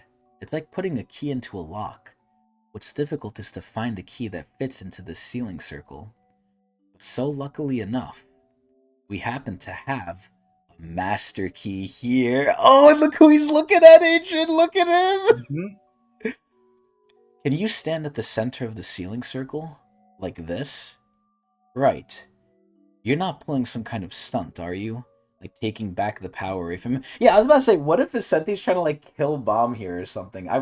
I know he's not. I trust Vicente, but I don't blame Kun for thinking this way because they don't know Vicente. They're like, okay, this is one of White's brothers. He might be sick. He might be plotting something. Now, I think Kun's actually doing a lot less than what he normally would do. Kun would be a lot more careful about this. I feel like Kun's just kind of like not giving a shit here. He's like, oh, are you sure you're not fucking us over? Yeah, Scout's honor. Part of it could be that they literally have no other option, right? Yeah, Like, but what Kun else would could they wait. do? Remember what he did with the fucking long-tailed mother tit? He waited. I would agree with that, but also the fact that the family head is getting involved in They don't everything. know They that. don't know it, They don't know that. but they are aware of the possibility that it could happen, right? Like they know about the warp drives through Asensio, I believe. They did learn it, yeah, but I guess there was some urgency. But again, there was urgency in the Also, they're being hidden chased. floor. Well, yeah, again, true. But there was urgency in the hidden floor too, and Kun still took his sweet ass time with the mother tit. There was urgency on Bomb's side. I don't think Kun was aware of the urgency. I thought he was. Was he? I don't know. I thought he wasn't. I could Yeah, be wrong though. I thought he was. Either way, let's see. You're not pulling some kind of stunt, are you? Like taking back the power away from him? You seem to be overprotective of this boy. I'm not being overprotective. What? You're right. He does act like his dad sometimes. Yo, everyone is just throwing Kun under the bus, bruh. Oh shit, what is that? Would you kneel and put one hand on the floor? Yes. Like this? Right. The center of the circle is where a key goes in, so the spell itself wouldn't be broken. Alright, let's get started. So Bomb was basically just gonna rip this spell apart by like just touching on the outside, but it actually matters where he touches it. Interesting. Right. Everyone else step out of the circle. That guy's really not trying to pull a trick. Don't be so obsessive. Shut up, dinosaur. Wow. I mean, this is nothing new. It's just constant with them. What's above is the sealing circle, and on the floor is the interpreting circle that breaks the spell. Now through the one who opens the gate, oh my god, the two circles will be combined. Oh shit. Okay, oh, even Rack is surprised. Rack looks really good here, as does my wife. These vibrations, the two circles were originally one. If the key interprets and connects the two circles, they become one. Oh my god. And what's sealed inside will be revealed. But will it be let out, though? Sure, it could be revealed, but will it be, like, freed? Oh, shit. Wait, they're actually coming in here? No way. Wait, where are they? Okay, wait, no, they're not in there. Never mind. What's that? There's someone at the entrance. They were sent to get the irregular. Oh, shit. Oh shit. Oh, shit. Adrian. Adrian, what the fuck? Adrian. It's Jin Sung Ha. And he has his arm back. Hi, are you the owl? You must be wondering why I'm here instead of being locked up. Oh, so they don't know. They don't know about the switcheroo thing. They thought that Bomb was just here and he was under lock and key. Oh, no. You can't pass through here for a while. What? Since... Oh my god, he's getting in his stance! Holy shit! I'm going to stop you. Oh my god, we really do have Jinsung back, yo. Holy shit. Look at this shit. Oh my god. Oh god, look what we're fucking going to. This is ass. This is ass. This is like the least interesting part now of like all of the like different parts we're at. Oh my god, shit's starting to heat up again. Oh my lord. Oh god, I have to burp, hold on. Excuse me. I'm getting excited. And because I'm excited, Adrian, I need to ask you the question. Okay. Do we keep going? I'm down to do another. Oh yeah, let's go. We're gonna see Jinsung, the middle-aged man adventure. Alright, chapter 109. Let's get this shit. The boring side, Yama and Doom. Relative to everything else that's happening. Even though, like, they're not even transformed yet, so this fight really hasn't even started. But either way, we have Yasracha, you know, fucking up Yama, or trying to, but Yama's actually, like, good with this shit now. Literally because he got power, or not power creeped. He literally just got, like, a fucking power boost. An ass pull, by the way. What's going on, Raha? Yep, we read and talk, you know it.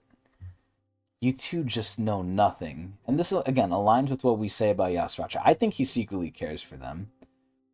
Your father and I were lovers. At most. At least they were friends. Are only beings swept by insects... Are only beings swept by insects and fate. Instincts. Oh, my bad. Instincts. I was about to say, like, why is he saying they're insects? Is that how the family had views them? Cosix. Yeah. No. But the 10 family leaders are different. Traumaray, and those who came from outside of the tower, to them... See, I thought Yasracha was going into transformation here, but... Yeah, incest is crazy. We are nothing but mere creatures. They're like Neanderthals. And the fact that Yasracha is saying it too, that makes me think Yasracha, I don't know if he... I mean, he probably is naturally lazy, right? But what if part of the reason why he's so, like, uncaring and, like, chill is because he's probably, I don't want to say been abused, but he knows the way Traumaray views them, right? And all the other ones view them. So maybe he's more just, like, fed up with it and kind of just done, because he can't do anything. He's jaded. Yeah, he's jaded. You know how the whole thing he says is like, oh yeah, it's the law of the jungle, the strong rule, the strong do what they want. If I'm strong, I could dominate and, you know, just do as I please. But he's not the top of the food chain. He knows that. So he even says, like, yeah, the strong have to, like, or the weak have to obey the strong. But he's weak to someone else. So it's like, he probably is probably very jaded, I think. Save in Utero. Tower of God. A dog and cat. Wow, we're just already on to the next arc. Look at that. Part 1. After a great war ended... I have to leave temporarily. Go on without me. I'll be back. I got you. After a great war ended, there was the time when aftermath of the war was still continuing. What a time for a stream. Yesterday you caught up and you were like chapter 90 or something. You're like, Traumaray soon? No way. You even checked my page to see if I react to it. Yup. I mean, we have a couple stuff in the backlog too, but yeah. The best comparison would be Mark's father from Invincible calling humans just pets. Be careful about Invincible. I'm not caught up. We can't talk about that too much. But I agree. I think it's a very apt comparison. I did watch season 1, so we're good. But yeah, no, it's really sad, man. I thought this said Wongnan for a second. I was like, wait, what the fuck? They're bringing Wongnan in here? But no, it's Wong, Yama's father. And I had first met at a workshop. See, I thought Yasracha was, like, involved in making Wong. At this pine workshop, an experiment was taking place. By the request of someone from the upper class, genes of human children and tower animals were combined to create beastkin. Ew, look at that sheep one! Dude, of course this is Lopobia, or not Lopobia, what am I saying? Oh no, yeah, no, Lopobia, because that's Traumaray. Dude, Traumaray just loves animals, bro. Like, this guy's just crazy. Imagine being spoiled another show and not even react to it. I know, it's... Listen, this is the hard part about being a streamer. Anything can happen. And the worst part is, with the way I react to things, I mean, look at Tower of God, I'm so behind. One thing I love though is the Tower of God community is very, very like respectful. Like they don't spoil. They're really good. I haven't met like this good of a community in a while, but with other stuff, man, it's like I'm very behind because when I work, I don't look at anything. I'm behind on so many shows. I still have to see Arcane season 2. I still haven't even seen that, but there's so much shit I'm behind on, man. It's sad. And as a streamer, again, people will just come in and just spoil it. So it is what it is. But either way, yeah, these be. Oh my god, there's even more. Holy shit. This guy on the left here looks crazy. And there's the mouse one. Oh my lord. Excuse me. And they determined the most superior species out of them. Wong Wong, Yama's father, and I were subjects of that experiment. Oh, so Yasuracha was one of these too. Oh shit. And after making it through several survival matches and tests, we came across each other. Oh my god. Oh, I thought that was young Yasuracha. I was about to say, what the fuck happened to him? But no, Yasuracha's here on the right. Holy shit. He had a strong build and a blank look in his face. Oh my lord. Flashbacks of Gusting stopping his speech that all others are insects to Uruk to acknowledge Bob. Yeah, yo, that's the crazy part too. I remember that. Gusting was like, wait a minute, there's another one. And then he looked at Bomb, he's like, you're gonna be one. And Bomb was like, what the? Like, oh my god. A whale in a fish tank. Yup. Oh, good lord. But either way, yeah, so we see, so basically what they had to go through is kind of what Endorsi had to go through too, with the whole battle royale shit. They basically had to battle royale this shit. Oh god, wait, he looks cool. And he seemed like someone who would just live a boring life. Dude, Yasracha and him both look cool, I'm not gonna lie. I like their looks. I still think Doom is my favorite though. I still think like Doom looking like a dark emo angel looks really cool. Thought I should never get involved with that guy in my life. God, look what they did to their own kind. That was my first impression of Wong Wong. Then, one day, the workshop gathered all the surviving Beastkin in one place and made us fight. The guy and I survived to the end. Dude, they had to have become friends. There's no way. They had to have become friends. We didn't lay hands on each other because he and I knew of each other's strengths. Oh my god, look at Yasuracha's hands. Dude, young Yasuracha looks so cool. Like his short hair, he looks a lot like the fucking Baylord brothers. I mean, again, they're kind of made from the same thing, I guess, but damn, I didn't realize Yasuracha was subject to this shit too. Man, he has so much history. I love Yasuracha. And the few beastkin that survived the battle became regulars and climbed the tower in order. Wait, were they all on the same team? Also, that guy in the front looks fucking crazy, by the way. He has like these fucking 2 horns. And then we have Bat Boy over here. Wangwan and I also climbed the tower separately, but not long after becoming a D-class regular. Which isn't Bomb still? Oh, nice, cool. Yeah, we're seeing the flashback between Wong, which is Yama's dad, and Yasuracha, which I like. They look very similar. Yeah, they do. I like their look. I still like Doom more, but this is where is Bomb still technically considered a D rank regular or no? I think he's C rank now. C rank? But still, the fact that we're dealing with this shit and he's like C rank is crazy to me. Like he really is not a C rank. The whole goal has shifted. Like we're not climbing. We don't even care, anymore. We don't even care about the tower. I feel like Bomb could climb it now relatively easily if he's fighting rankers already. Definitely. High rankers too. Fate brought me to meet the guy again in a forest. I got you! Huh? You're here? Dude, they're gonna become friends. Man, I think SIU was too on the nose with this one. I feel like this is not a surprise to me, which is sad. Ah! They did the fucking Naruto thing where they like bumped into each other.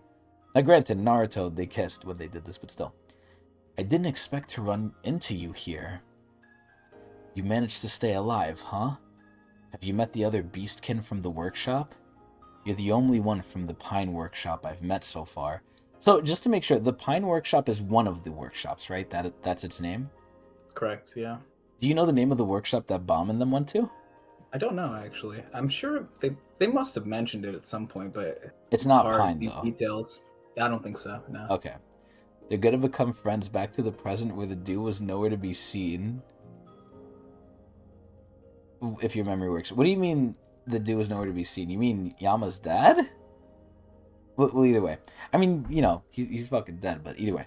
Yeah. So like, what happened in between, right? Oh yeah, no, I know they're gonna Why meet is up Yama's again. dad not here? Yeah, I knew they were gonna meet up again, bro. I mean, listen, Yasracha killed Yama's dad. Isn't that like the story? They told Well, I mean, we're learning the story right now. no, but from like what we've been told so far, the story we were told so far. Oh, it's called the Eggcorn Workshop. Oh, so it's all tree related. Oh, Okay, so Bomb's one that we did was the Eggcorn, and then they were in the Pine. Okay, cool. man. Thank you, Raha. I love having people in the chat that know more than me.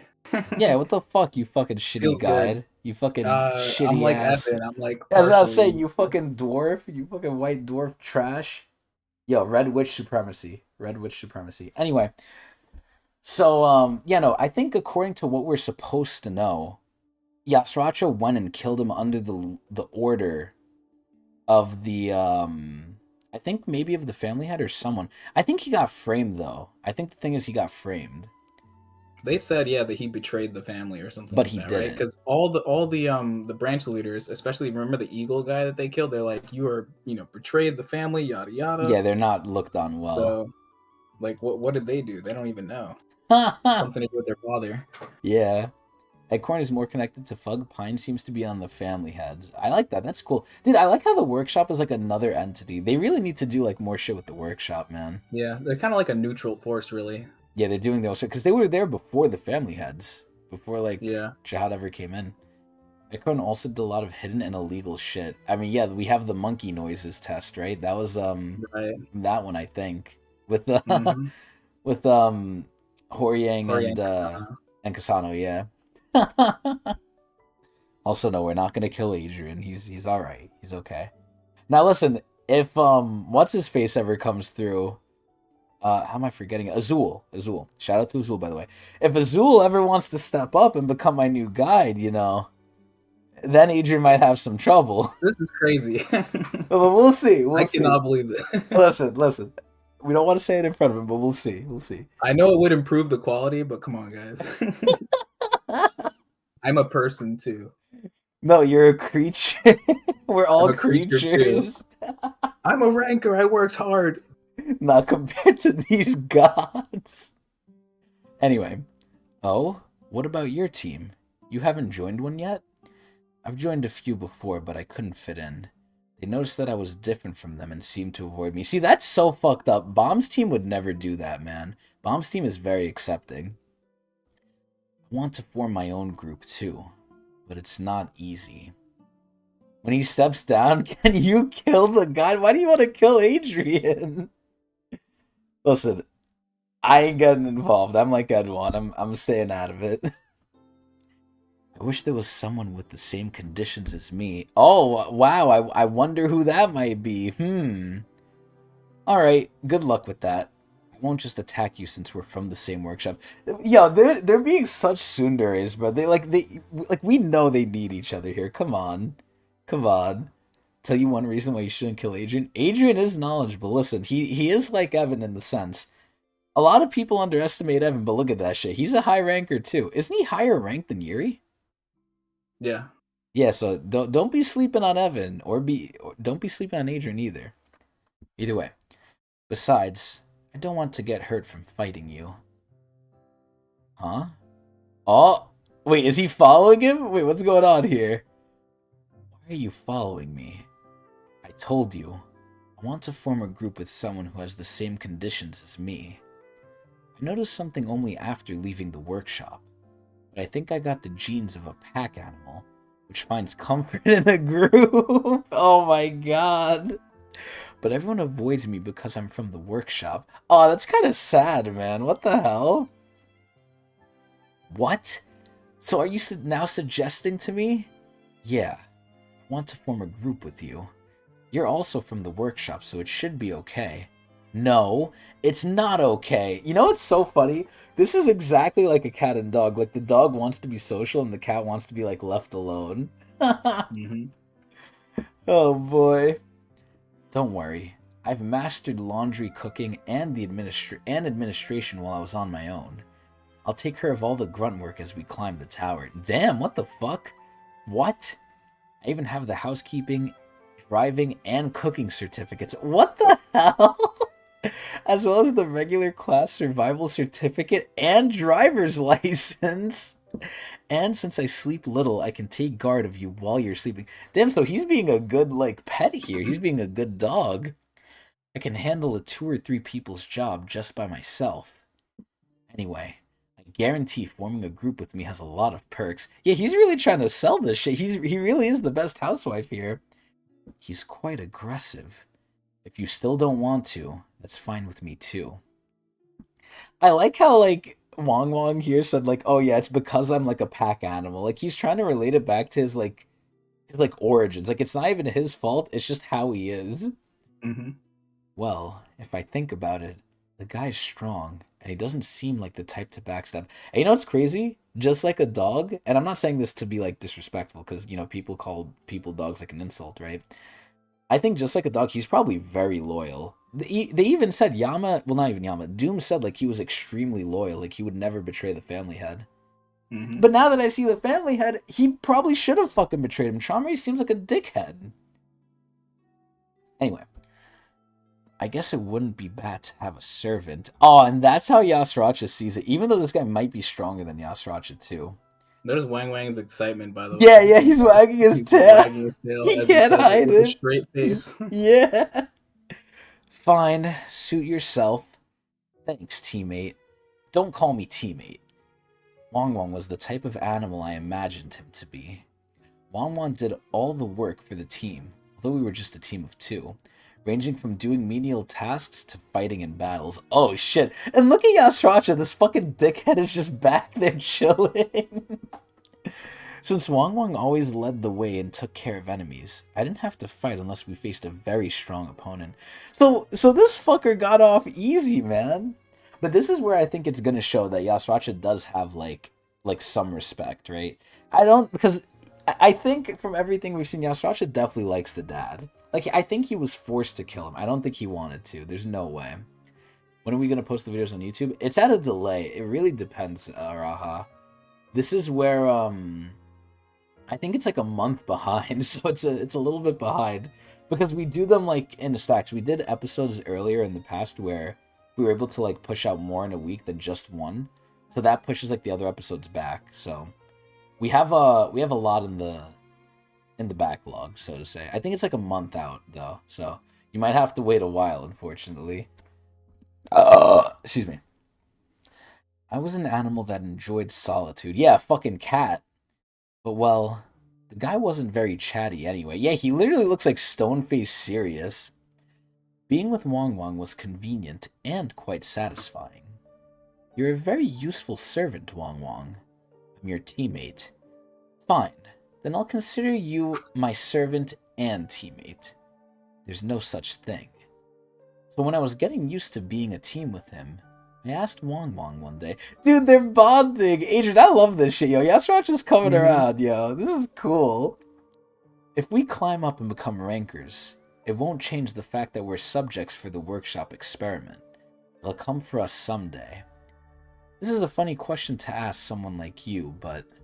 Also, why the fuck are they... Well, actually, he's wearing shoes. Why is Yasracha barefoot? Why are we getting free feet pics? Do you have a dream? Oh, shit, Yasracha's asking the good questions, yo! He's speedrunning the sooner out. He really is. I do. You sound so certain. Really? What is it? I want to serve a master. What the fuck? That's his dream? He's already doing that. Huh? What do you mean? My dream is to find my one and only master in my life and serve him. How is that a dream? Do you think of yourself as a dog because you're a beastkin? I mean, it's literally what he's made out of. He can't help it. That's not a dream. It's just some wild dream. But I want to have a master. Wake up and get over your instincts, you fool. You had to answer some clients to answer your question? Yeah, basically, Raha, it's like a month delay on the YouTube. It's like a month delay because we have so much in the backlog. Alright, I decided on my dream too. Huh? To be honest, I do like climbing the tower with you. Unlike me, you're selfless and willing to do even unpleasant tasks. I don't know who your master will be, but I want to have you. Yo, he's admitting it. He's actually admitting it. Holy shit. I'll take you away from that master, no matter what. Yo, this is some bromance shit. We went from Yasracha being like, no, I don't want you, leave me alone, to now, like, I'm gonna have you, I'm gonna take you from someone else too if I have to. But Yasracha really likes him. I'll teach you that someone like you doesn't need a master. What do you think? Oh shit, just like how he convinced all the other people under him, he's convincing him. Oh shit. Just cut the crap. The cat can't be my master. What? What? Who says I want to be your master? I'm saying I'll show you that you don't need a master. Oh, so he's trying to help him. Wow, and he just denied him. I'm actually shocked. What the fuck? Oh my god. The VOD won't be available because... Yeah, no, yeah. That's the main reason why. The VOD can't be on Twitch anymore. Well, still. When I'm with you, I forget the fact that I needed a master for a while. Since you're my one and only teammate. I mean, listen, this is where, like, they're literally, like, kind of like brothers anyway, because they were created from an experiment, too. It's literally like Kasano and Horiang. Because Kasano and Horiang aren't blood brothers, right? Like, they're not related family-wise.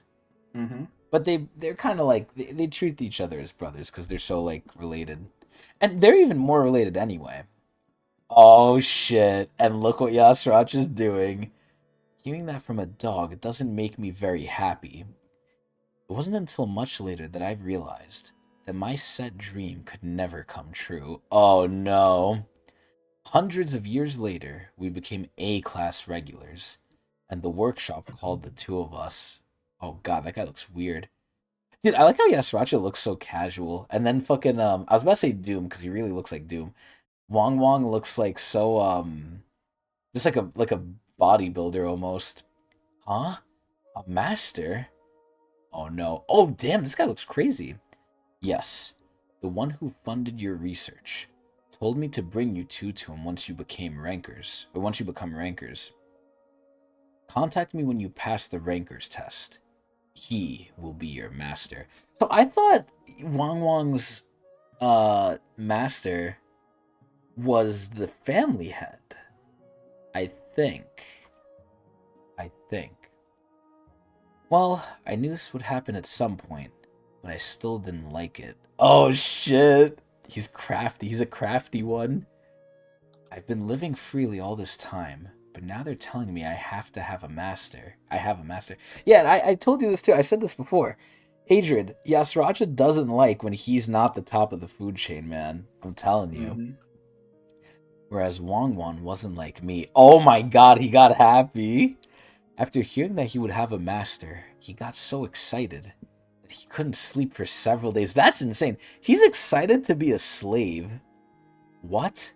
You're willing to go to that master? Yeah. Oh no. Is Yasracha gonna feel betrayed by this? You fool. Why do you need a master? You can just run away and live freely. It was my lifetime goal to meet a master and pledge my loyalty to him. I've told you many times already, but I don't want freedom like you do. I'll be going. He'll treat you like a slave. Do you really think the guy did that kind of experiment out of love? He'll definitely regret it. It doesn't matter. If that's the will of my master, I should follow it. Yeah, so Doom was not lying, yo. Like, this guy would really, like, die if the master asked him to. Kind of like fate. What's just gotten into your head? Seriously? Oh no. Looks like Wong Wong's getting angry. I do think I'm weird too. But if my instincts tell me to serve a master, I will live like that. And this is where is Yasracha any different? Do you think Yasracha wants to be free because that's in his instincts as a cat, or no? Could be. I'm thinking it is, personally. So you should live by your instincts too. You're not the type who serves someone anyway. Ironic considering the position he's in now. I don't want to go with the cat who might bite his master's neck. Ooh. No, give me 1 second.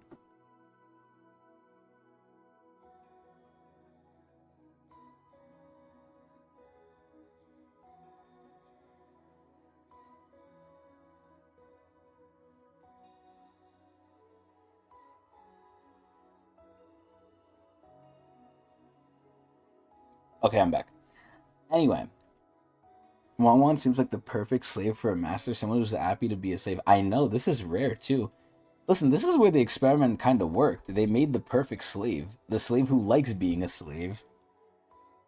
Anyway, dude, it looks like Yasuacha is not happy about Wang Wang being a slave, man. So, let's go our separate ways from here. Right. I did know from the beginning that Wang Wang and I were different species. Have it your way. Oh, I don't think Yasuacha likes this, Adrian. I don't think he likes this. He's going to live a boring life for the rest of his life. Oh no! That stubborn head. And that was the last time I saw Wang Wang as a regular. After parting ways with him, I had several failures and finally became a ranker. Wait, what the fuck? Failures? Excuse me. Regardless of that, I didn't contact the workshop. Oh shit, he got his longer hair now too! And ignored all their attempts to reach me. I started to form a group by taking around subordinates that I shared my power with. Oh, his cat people! Failures and tests? I mean, I can't imagine Yasuacha failing because he's an experiment from the workshop, so he's probably like really juiced up too. He's strong. He had to be strong. There's no way like he struggled. There's no fucking way. Well, maybe. We are seeing it from like Bomb's perspective, and Bomb's an irregular, so maybe he did. But you know what I'm saying, Coco, with like Yasuacha not liking it? He doesn't like it, but because he's a tsundere, he's not gonna fucking say it. Like he's just gonna be like, okay, whatever. But inside he's gonna be like, God damn it. And before I knew it, we became a famous group. Of course, I never got a subordinate like Wang Wang. Then one day, a soldier from the workshop came for me. Damn it! You come out of nowhere and killed all my subordinates. What do you think you're doing? Oh no. You shouldn't have ignored us in the first place. Let's go, cat. Wow, he doesn't even have a name to him. Your master is waiting for you. I'm really curious, is the master the fucking family head? The teams most of the time require a team and Yasuacha likes to be alone. I guess you're right, yeah. There's probably some tests he did struggle with. Master? I don't have such a thing. I'm the master of my life. I've already become the leader of a group. A group? Which group? You mean the ones I just killed? Oh my god! Stop resisting. The dog was already taken in by his master. Wang Wang? He's not someone you can run away from anyway. Oh god, more and more I think it's trauma, eh? So come with me if you don't want to die. I had no choice but to go to that damn master. But in a way, I was curious. How much of a big shot was this? How much of a big shot this master was? How much that puppy guy changed? Oh no! And in case he was regretting his choice, it'd be a good chance to slap him in the back of the head and take him out of there. Damn, so Yasuacha wanted to do it partly to like help him. Oh no, and look where they're going. Alright, well, we know who the master is. This is where your master is. He is the highest one in this floating castle. What? He's the highest one here. The highest person in this huge floating castle. What kind of guy is he really? The one invited. You may come in. Oh no! Are we gonna see more trauma right here? Oh shit! Oh my god. Wait a minute. I just noticed something. Adrian, you see that symbol on top of him? Mm-hmm. Isn't that the same symbol that was on the ceiling circle? The seal. Yeah. I think so, yeah. Oh my god, look at his like weird lion beast. What is that? Whoa. That one is pretty scary looking. Oh god, it looks so weird. It looks like Chinese. You might listen, yeah, I can't say anything. I can't say anything about that. And that guy, chief trainer of Lopobia's army. Oh, what the fuck is this guy? What the hell?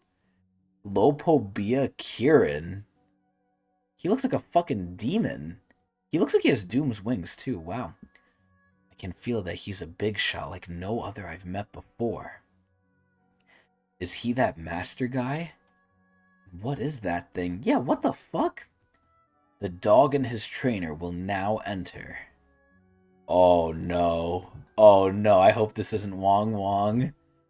Wait, is that... Oh god! Oh my god, this guy looks like a monk.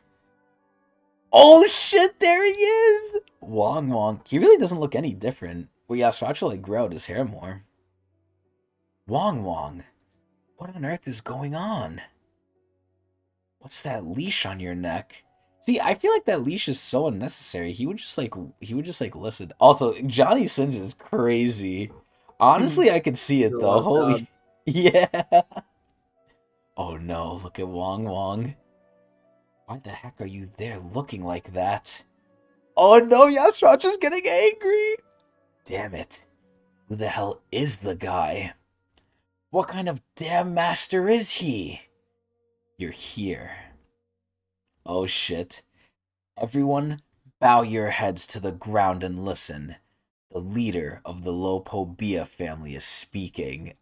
You think you think Chomre makes them bow, or you think they do it because they're just scared? It could be that they're scared or just as a sign of respect or whatever. Similar to how they do the same thing for princesses, right?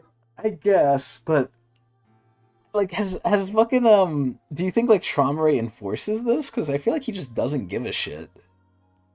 I don't know. God, let's see. What the? What did he just say? Family leader. So the master who called me here is... Wait, that's crazy. So Traumer was calling for me. He was ignoring Traumer's request. And Traumer didn't even come in to do anything, by the way. He sent this robot guy. So that really says something if Traumer is coming here for Bomb. That's kind of scary. Mm-hmm. The leader of the Lopobia family? Cat. After that, I realized it. Oh my god, look at the DNA thing. That a family leader is someone we can never, ever reach. From now on... Oh my god, look at him! You are my pet. He's such an asshole. He's a being unbelievably far from us. A year has passed since I was brought to the main ship of the Lopobia family. I ended up becoming his pet. It wasn't something I could refuse, even if I wanted to. Being a pet did disgust me, like I thought it would, but it wasn't that hard. All I had to do was run around and play in the cat tower. Oh, that's the cat tower? He said that was part of some cat's daily life. Dude, Traumer is a sick fucker, so he wants Yasracha to roleplay. He literally wants Yasracha to roleplay. Also, Coco, I don't think he could refuse. If he refuses, he dies. But it was different for Wong Wong. The guy was always on a leash. Yeah, because that's what fucking... Traumer is an enforcer of stereotypes. Traumer is racist. He was trained and fought with other beastkin every day. Oh my god! They wanted Wong Wong to become a strong warrior and lead a group. Since unlike me, he was unconditionally loyal to the family leader. Oh my lord! The more warriors like Wong Wong there are, the more convenient it would be for them. Oh my lord. I had no Also, what the fuck you mean you can't say it unless you try? Hell fucking no. I had no loyalty whatsoever, so they expected nothing from me. That's crazy! Bruh, Yasracha has it so easy because they know he's not gonna do it. He doesn't have to do it. Just imagine this, Adrian. Imagine in your job, you didn't do the work right, so instead of firing you, they just didn't give you work and they still paid you. Imagine that. That's Yasracha's job here. That is crazy. And also, I just want to note, the same way he is the same people he garnered. He garnered people who are not loyal to him because he's also not loyal. Think about that. Anyway, I continued to just laze around the cat tower. Sometimes I even defied orders from the higher-ups. But the family leader didn't seem to care about this. Yo, he literally doesn't give a shit! He only gave harsh trials to Wong Wong, who was loyal, and an easy life to me, who wasn't loyal. He was one disgusting guy. Damn, yo, Yasracha and me agree! Soon after, I was able to roam freely in the floating castle, unlike Wong Wong. And as soon as I got freedom, I went to see Wong Wong. Yo, this is so sad, man. What the fuck? Excuse me. Now listen, Coco. I think the main thing is, though, here, He's able to do this because the family head just literally doesn't give a shit. As long as he stays in his like home and like the ship or wherever the fuck he wants, I think Yasrach is good. I think if you cross the line, the family head's gonna be like, "Oh, you're being disobedient, punishment or killing." But man, this shit, like, bruh, he has it so easy. Oh my god, look at how they treat him. This is fucked up, man. Wong Wong, why are you looking like this? Yasracha, let's get out of here. There's no reason for you to put up with this kind of life.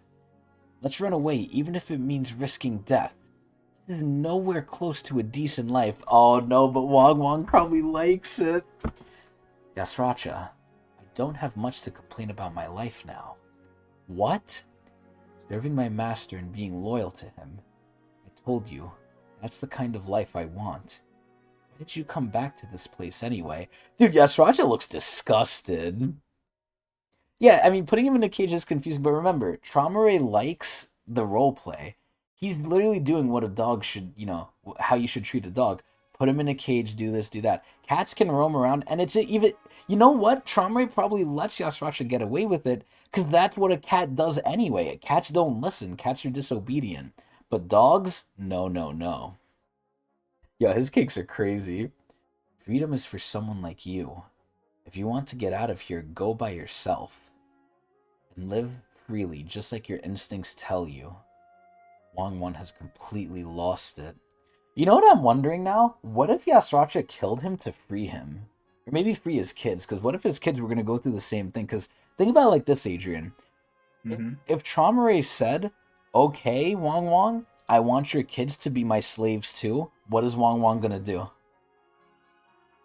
Be okay with it, probably. Exactly. So what if Yasracha really was trying to help, man? More and more, it's the case. I'm going to get out of here. The cat is roaming around the castle like it's his own house. Who are you? So you were caught too. Who the fuck is this guy? Huh? You seem to remember me. Yeah, I'm a beastkin from the same workshop as you. This guy looks fucking crazy. Beastkin with the blood of a lion. My name is Lobi. Lobi looks he looks kind of scary, I'm not gonna lie. Looks like you two have also become rankers, although you're just pets after all. By the looks of it, you're not much different either. Now let me ask you this, Adrian. Does the cat beat the lion? Rumor has it that you came to see Wong Wong. Is it true? Well, yeah. I was out of my mind. Right. Sounds like you came to a realization.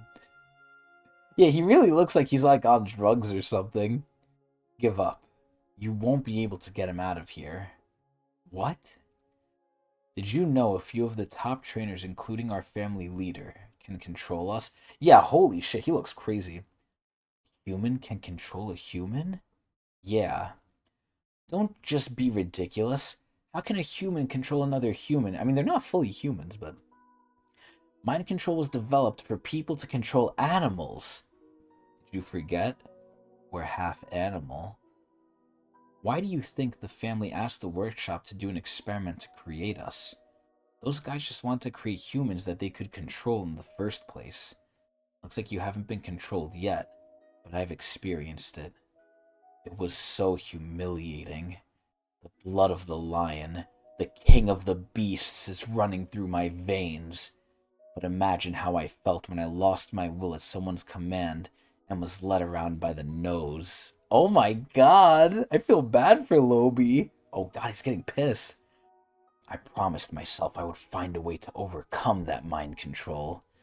That I would live under their rule here only until the day. But Wong Wong is different. What?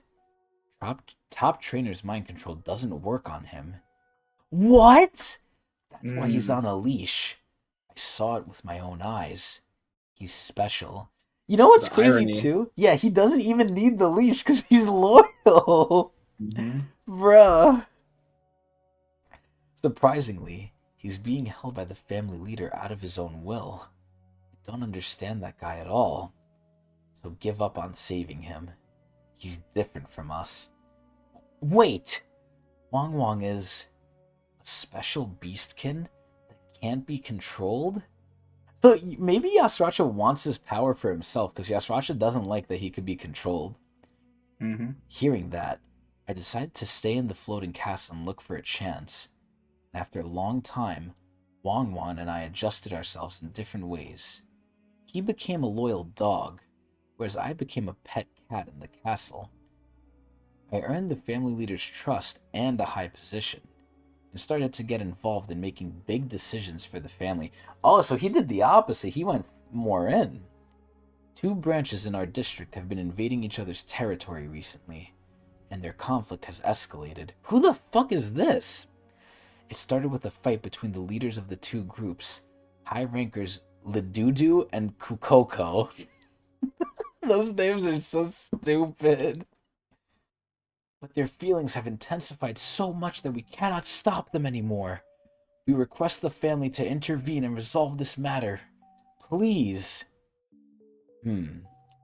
It's difficult to take sides with one of them. They're both talented and competent. What is there to think about? No matter how competent they are, they shouldn't cause trouble for the family leader. Just kill both of them and... Oh, fuck. Just kill both and be done with them. Dude, Yasracha's a fucking asshole! Oh my god! Then there would be no more conflict. Do as he says. Damn it, Traumary's right here, yo! What the hell? Lord! Why were you paying attention to such a trivial matter? Please, allow me to take care of it. I just find that cat's way of doing things amusing.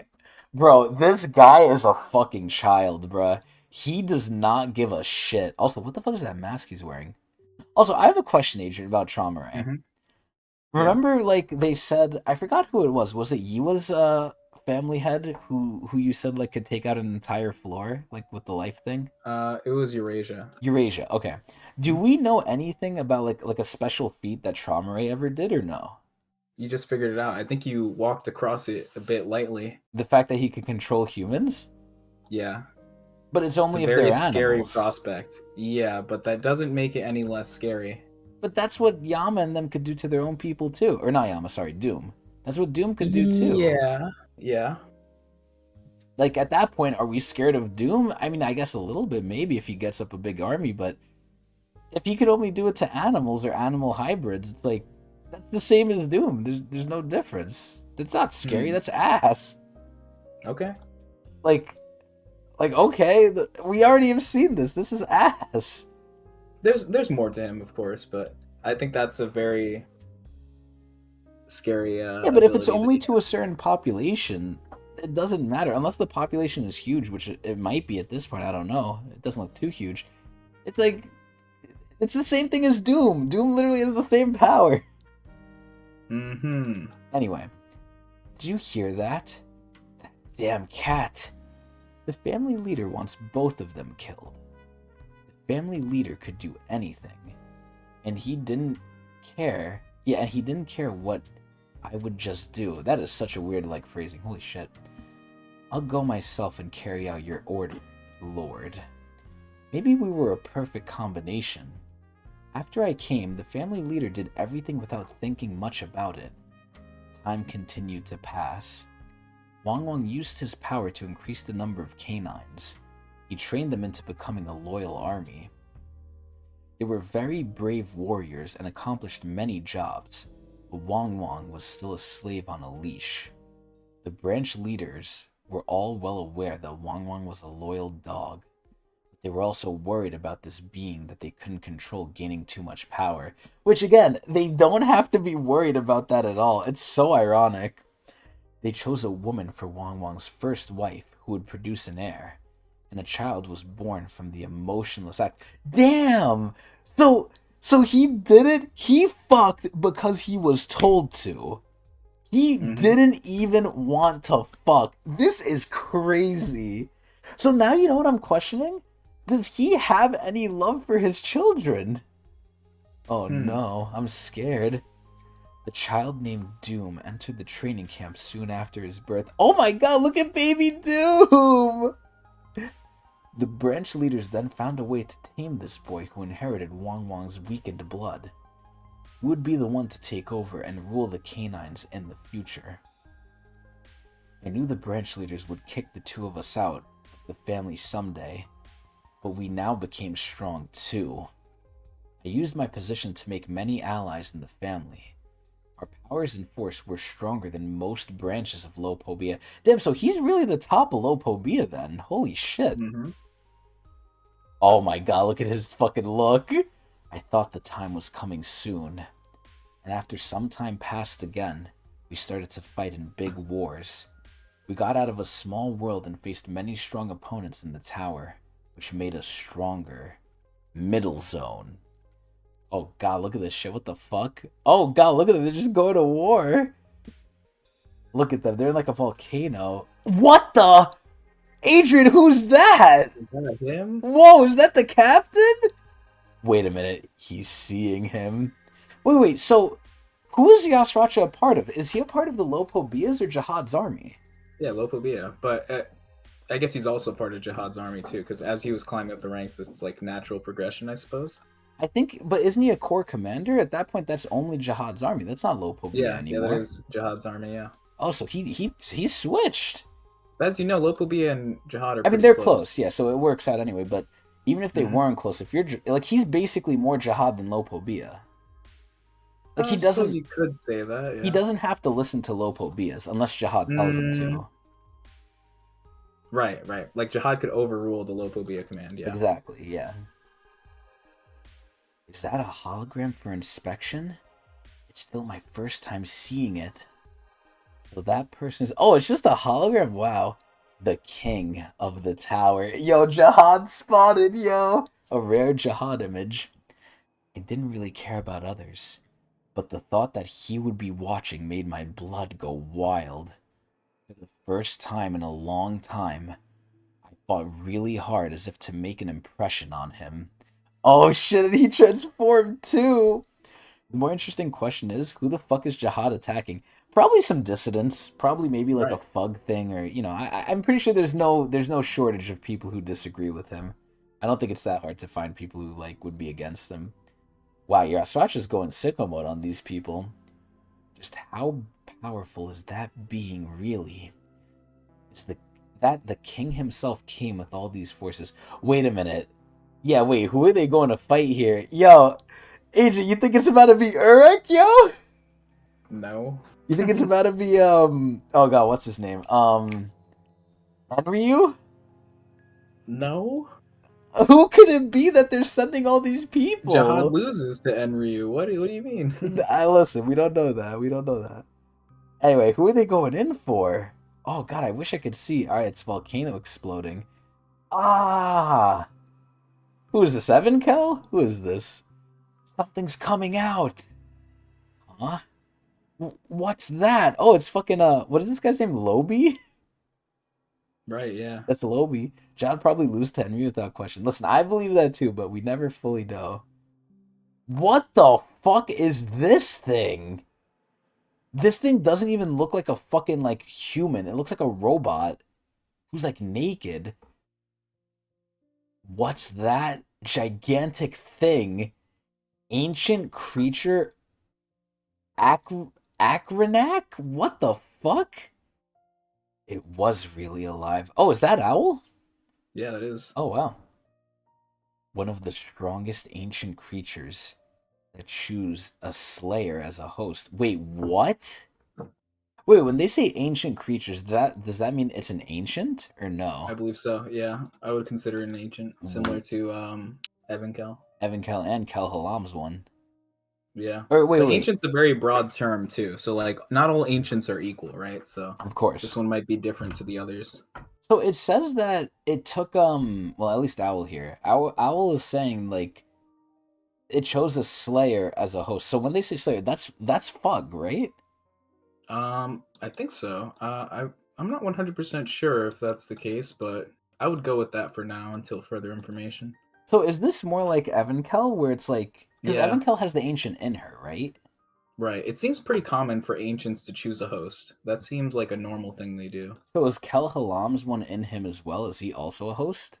Yeah, yeah. Oh wow, okay. So this thing is basically the same as Evan Kel and Kel Halam. Host or contracted, we don't really know too much because we don't have any of the character like any of the all the characters that are ancients don't really talk about it or like in detail of how the contract works. It's all post contract, right? They live with it as if we already know, right? We haven't gotten to the and they point where don't someone describe it explains either. Yeah. Exactly. Okay. Yeah, and Koku's saying that like it should be a Fug Slayer because what else is Slayer gonna mean? Wow. Let's go. Time to catch a big fish. Is that a fucking turtle in the background? What the hell? Oh, that's it. Wow. Okay, damn. That's the chapter. These are some long chapters. Yeah, that was a really long one. I feel like that was like a lot of backstory there. And I like how it's going more than two. This is where I always compare it back to Haracha. Haracha only had like a one. I mean, it was a whole chapter, which was good, but after his one chapter backstory, he was just done. Like, that's it. I like how the backstories are going a little bit longer if it's like an important character, like Yasracha and then Wang Wang. I keep thinking I'm saying Wang Nan, but I'm not. Yeah. Anyway, now, Adrian, back to the question. Do you want to keep going? I'm down to stop. I feel like we've gone for quite a while, yeah? Yeah, we've been going for about almost 2.5. So yeah, I even think though we've only done we're 3, good these on time. yeah, these have been long hours or long They chapters have. though. So I actually don't mind here either too. I think the next time we start it though, we try to finish the backstory though, because if we try to finish it right now, I have a feeling we're not going to be go able super to. overtime. Yeah. Okay. All right, yeah, I agree. So we'll stop it here. I actually feel like this has been a great set of chapters too. A lot of shit has happened. Like, oh lord, I can only imagine what we're gonna do for next week's like recap too. Holy shit. But either way, that's it. So we hope everybody enjoyed. Everyone who came out, thank you so much for coming along. We appreciate it. As always, every Sunday, only on Sundays, live at Twitch TV/Tecnics channel, we stream and read Tower of God. And we have chat now. Exactly. Now the stream, or I guess the VOD people, can see if you come, you will be noticed, relatively. But either way, we hope everyone enjoyed. We hope you come out live. And if for some reason you miss it, if you're sick, dying, or dead, you can catch the VOD at a delay at youtube.com/Tecnics. And if you want to know when we're going live, you could go to my Twitter, twitter.com/Tecnics channel, where I tweet right before we go live so you'll know we are going live and reading. Either way, aside from that, I'm trying to think. What else was there? Oh, I remember. I had a question for you, but I saved it to the end. You want to talk about Uruk, right? Yeah, and we have to talk about that. Yeah, okay, so here we go. Now the VOD can see your ball. Oh, Lord. So, yeah, the new series with Uruk. So, we were kind of getting into it before, but one thing I really like about Uruk's thing is, again, I hope SIU does this right, and story-wise, I think he will. Because what the fuck is going to challenge Uruk, right? Like, in his thing, aside from, like, allegedly, and this is, this could even be changed, right? Because it's from the blog post or whatever. The only major thing I think with Uruk that happened that might give him trouble was Han fighting him on floor 100, right? And even with that, didn't Uruk beat him? I think he did, yeah. Or he at least beat the challenge. Yeah, he beat the challenge. Like some sort of game. Yeah, like what the fuck? Dude, that is so crazy. If we see that, that would be wild. Holy shit. But I don't think it's going to be like a big fighting one. I think it has to be intellectual, which is ironic because it's with the literal fighting brute. So, even though it's with him, he kind of like makes it the opposite. He has to make it to where it has to be intellectual. Because, it's not even a fight.